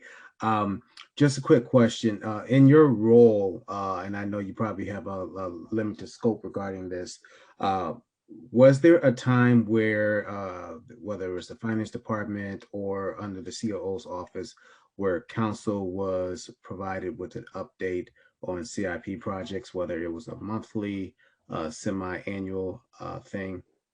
Because there was a CIP director at one time.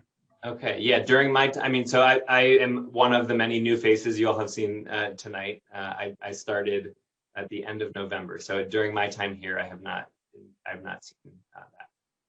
Okay, so I know I would like to see, and this would be more of a non-financial thing, but it would help us for a CIP summary to be, or report to be provided to council, particularly on a monthly basis. I did mention that to our finance director, but just wanted to reiterate that to you since you're the director of operations. I think that will help us to understand what projects are going on in the city in case any of our constituents have any concerns, and it could incorporate what we already spoke about, which was the spend down what was already previously allocated. Yep. the monies that have been appropriated, what they're doing, and if it's also too, how long is the project going to be planned for, and whether it's 3, 5 years. That helps too to actually break down the authorizations into fiscal years.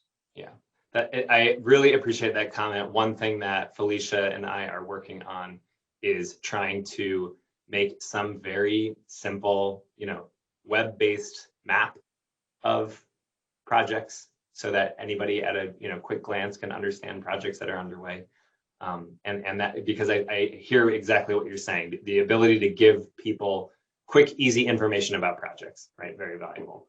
And then reporting to council on a regular basis. What I'm thinking about also is like a GIS map of pinpointing exactly where the projects are, or pictures associated with that. Also too, when is it decided, because I think there's a project stays on the CIP list for 3 years. So is it ever decided that a project comes off of the list before that 3-year mark? And if so, who makes the decisions, and what would be the justification for that? Yeah, great question. Yes is the short answer. So we, in my time being here, we've reinstituted a monthly CIP meeting that is, development services, public works, project managers, finance, and budget. And we do a regular, trying to remember what Tina calls it. We do a regular check on all open, projects and any activity on it. And if it's looking like it's been a year, 2 years where there's been no activity on a project, we ask the project manager, is this still happening? The project manager would be the one to say, this project is no longer happening. And then the finance department officially closes the project in the sort of financial munis accounting system. All right, follow-up question to that. 1, who's the project manager? And 2, if that decision is made to close that project, what happens with that money that has been appropriated by council? That's a great question. The project manager would vary based on the project, right? You're going to have a different project manager for a bridge project than for an economic development remediation project, right? So that's, again, the data that we would want to make sure is easily available for any, CIP reporting, who's the point of contact. In terms of the budget allocation, I would say, let me get back to you in terms of how that money is, my general sense is it's, put back into the general pool. I see Felicia nodding her head, which means I'm doing something right. But I'd want to get back to you on the specifics of that. That would be great. And last question, in the CIP, there are no funds that fund salaries, is there? No. Okay. No. All right. Thank you, sir. I believe Councilwoman Bermudez has a question. Thank you. Thanks for the presentation. So in one of your slides, you mentioned the timeline, and it opened up, I think it was like December 13th or something, where department heads had to submit potential CIP projects. And so my question is, has there ever been any consideration, or what kind of process is there when you have, and I'll mention a specific group, when you have a community group that has been working on an initiative to study the traffic patterns, and in this particular case, I'll mention BCCO, where they do traffic analysis and surveys to look for things like potholes, but beyond that, how many people cross the street where there are no crosswalks, how many accidents have occurred, both pedestrians crossing the street where there's no sidewalk, or also bicyclists. And so when those groups do these analysis, oftentimes they do it in conjunction with NRZ. And they've also invited in the past, they've invited city council members. I've participated in one in my neighborhood here in Asylum Hill. And then also a representative from Development Services. So in that case, it was Sandy Fry, and others. And so when the request is made to department heads of what kind of CIP projects should be considered, how do you all prioritize also the community's request as part of that?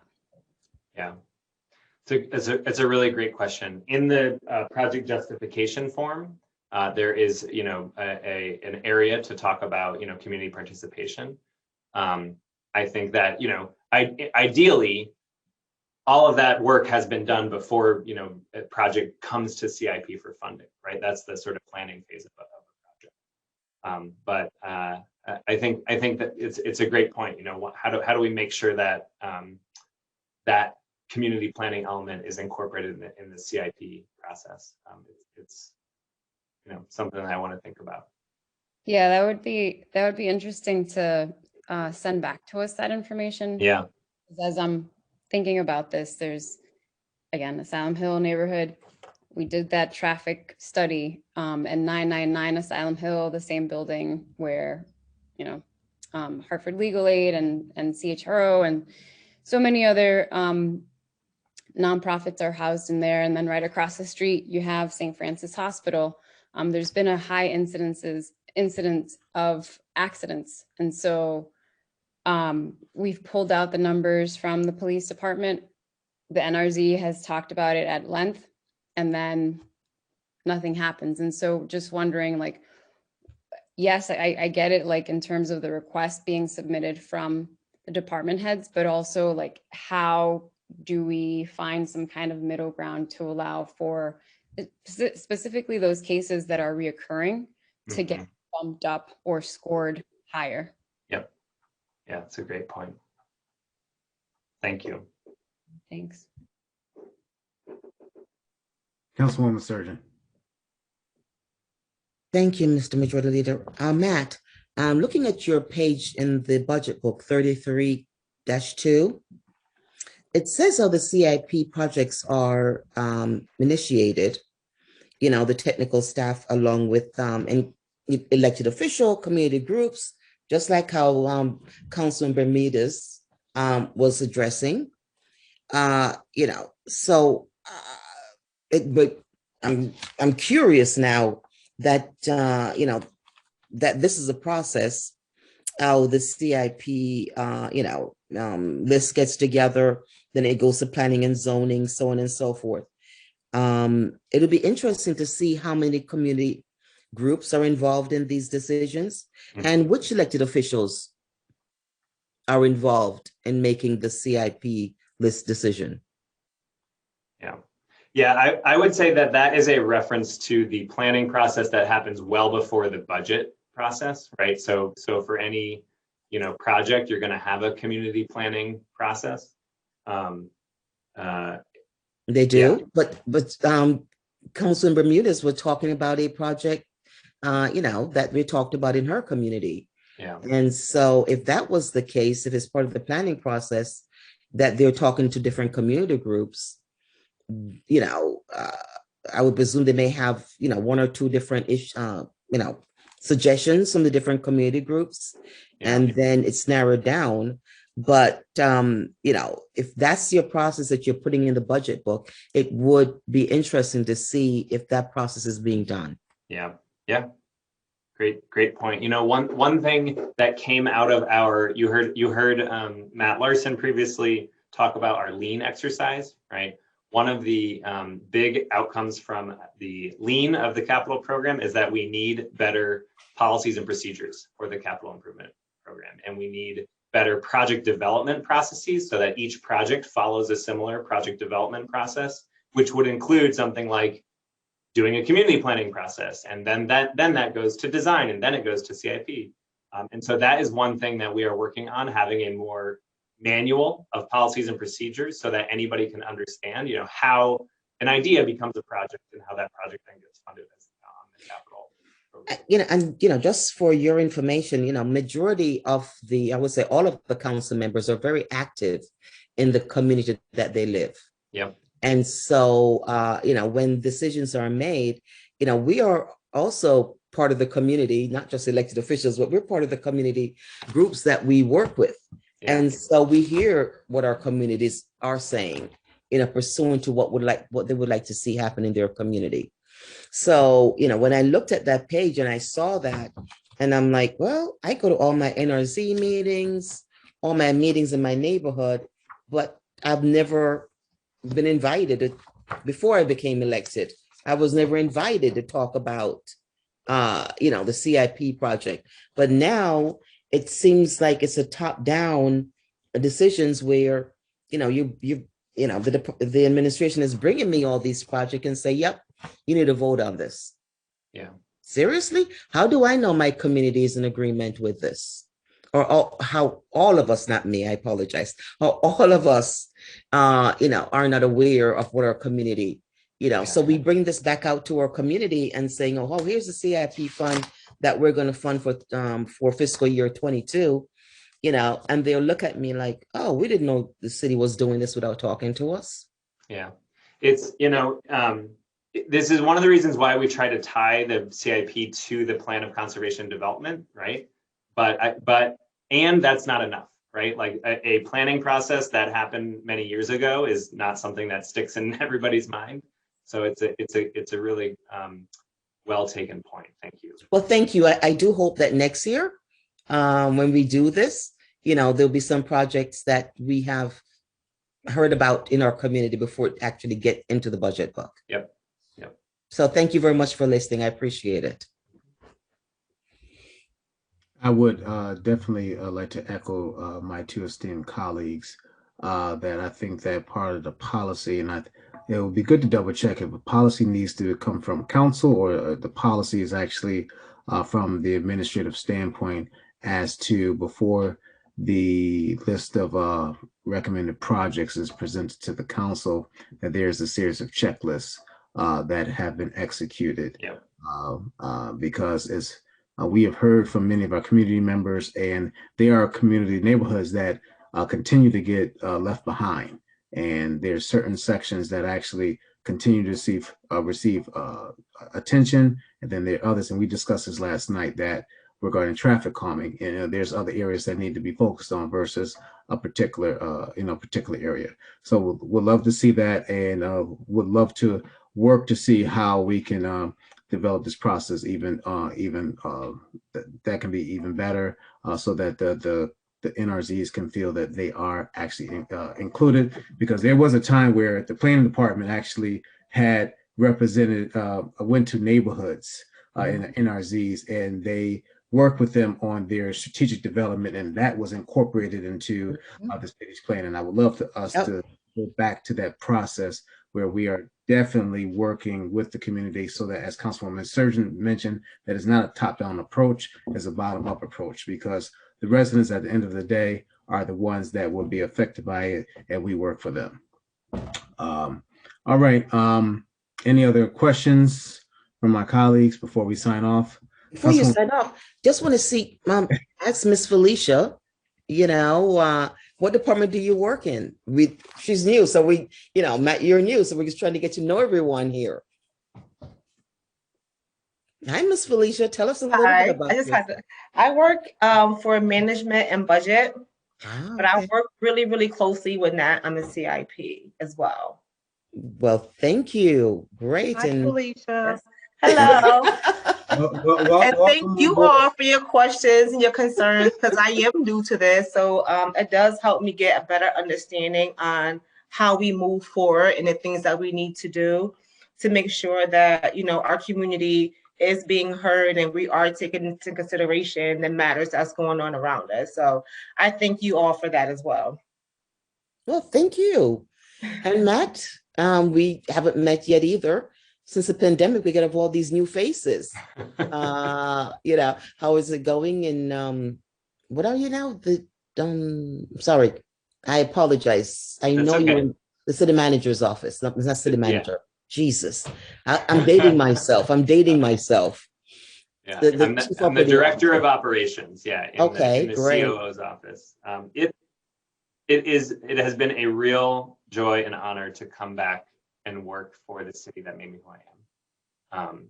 And I have hanging on my wall over here a What's letter that? to the editor that I wrote when I was in high school, when Hartford Public High School was undergoing a school construction project, one of the first school construction projects.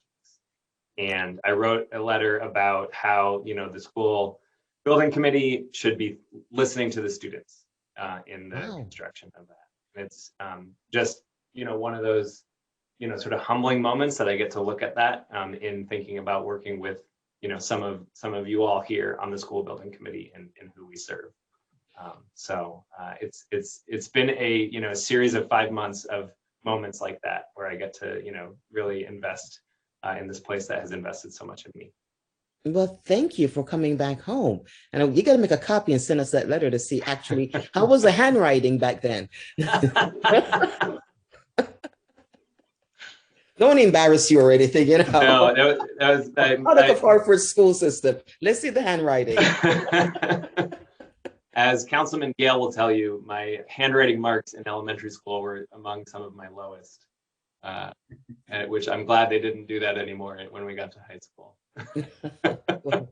Well, thank you guys. I really appreciate, for me, this lesson in CIP was instrumental. It really was awesome. So thank you very much for answering a lot of my questions. And boy, it was just so simple, but it looked so complicated when we were reading it. So thank you very much again. Okay, Mr. Majority Leader, shut up, Shirley. I know you. I'm not saying. We're tired. We're tired now. I know. Nat, thank you very much. Ms. Ross, I didn't catch your first name. My name is Felicia. Felicia, thank you. I want to make sure I remember your name. Felicia Ross, thank you very much. Welcome, both of you all. Welcome to the city of Hartford and our council's budget process. You all did a phenomenal job, and thank you very much. Councilman Gale, you don't have any questions for CIP? Couldn't think of a one. Really? That's a first. That is a first. I know. One might say he probably had a preview already, so as it was going on. But thank you very much again for for tonight. Thank you both. This concludes our second night of our departmental budget hearings for a 2-week process. Tomorrow night at 5:30, we will have the internal audit, the Metro Hartford Innovation Services, Hartford Public Library, and the Hartford Parking Authority. So everyone, please stay safe, stay healthy, and until tomorrow night, take care. Good night. Thank you all. Good night. Good night.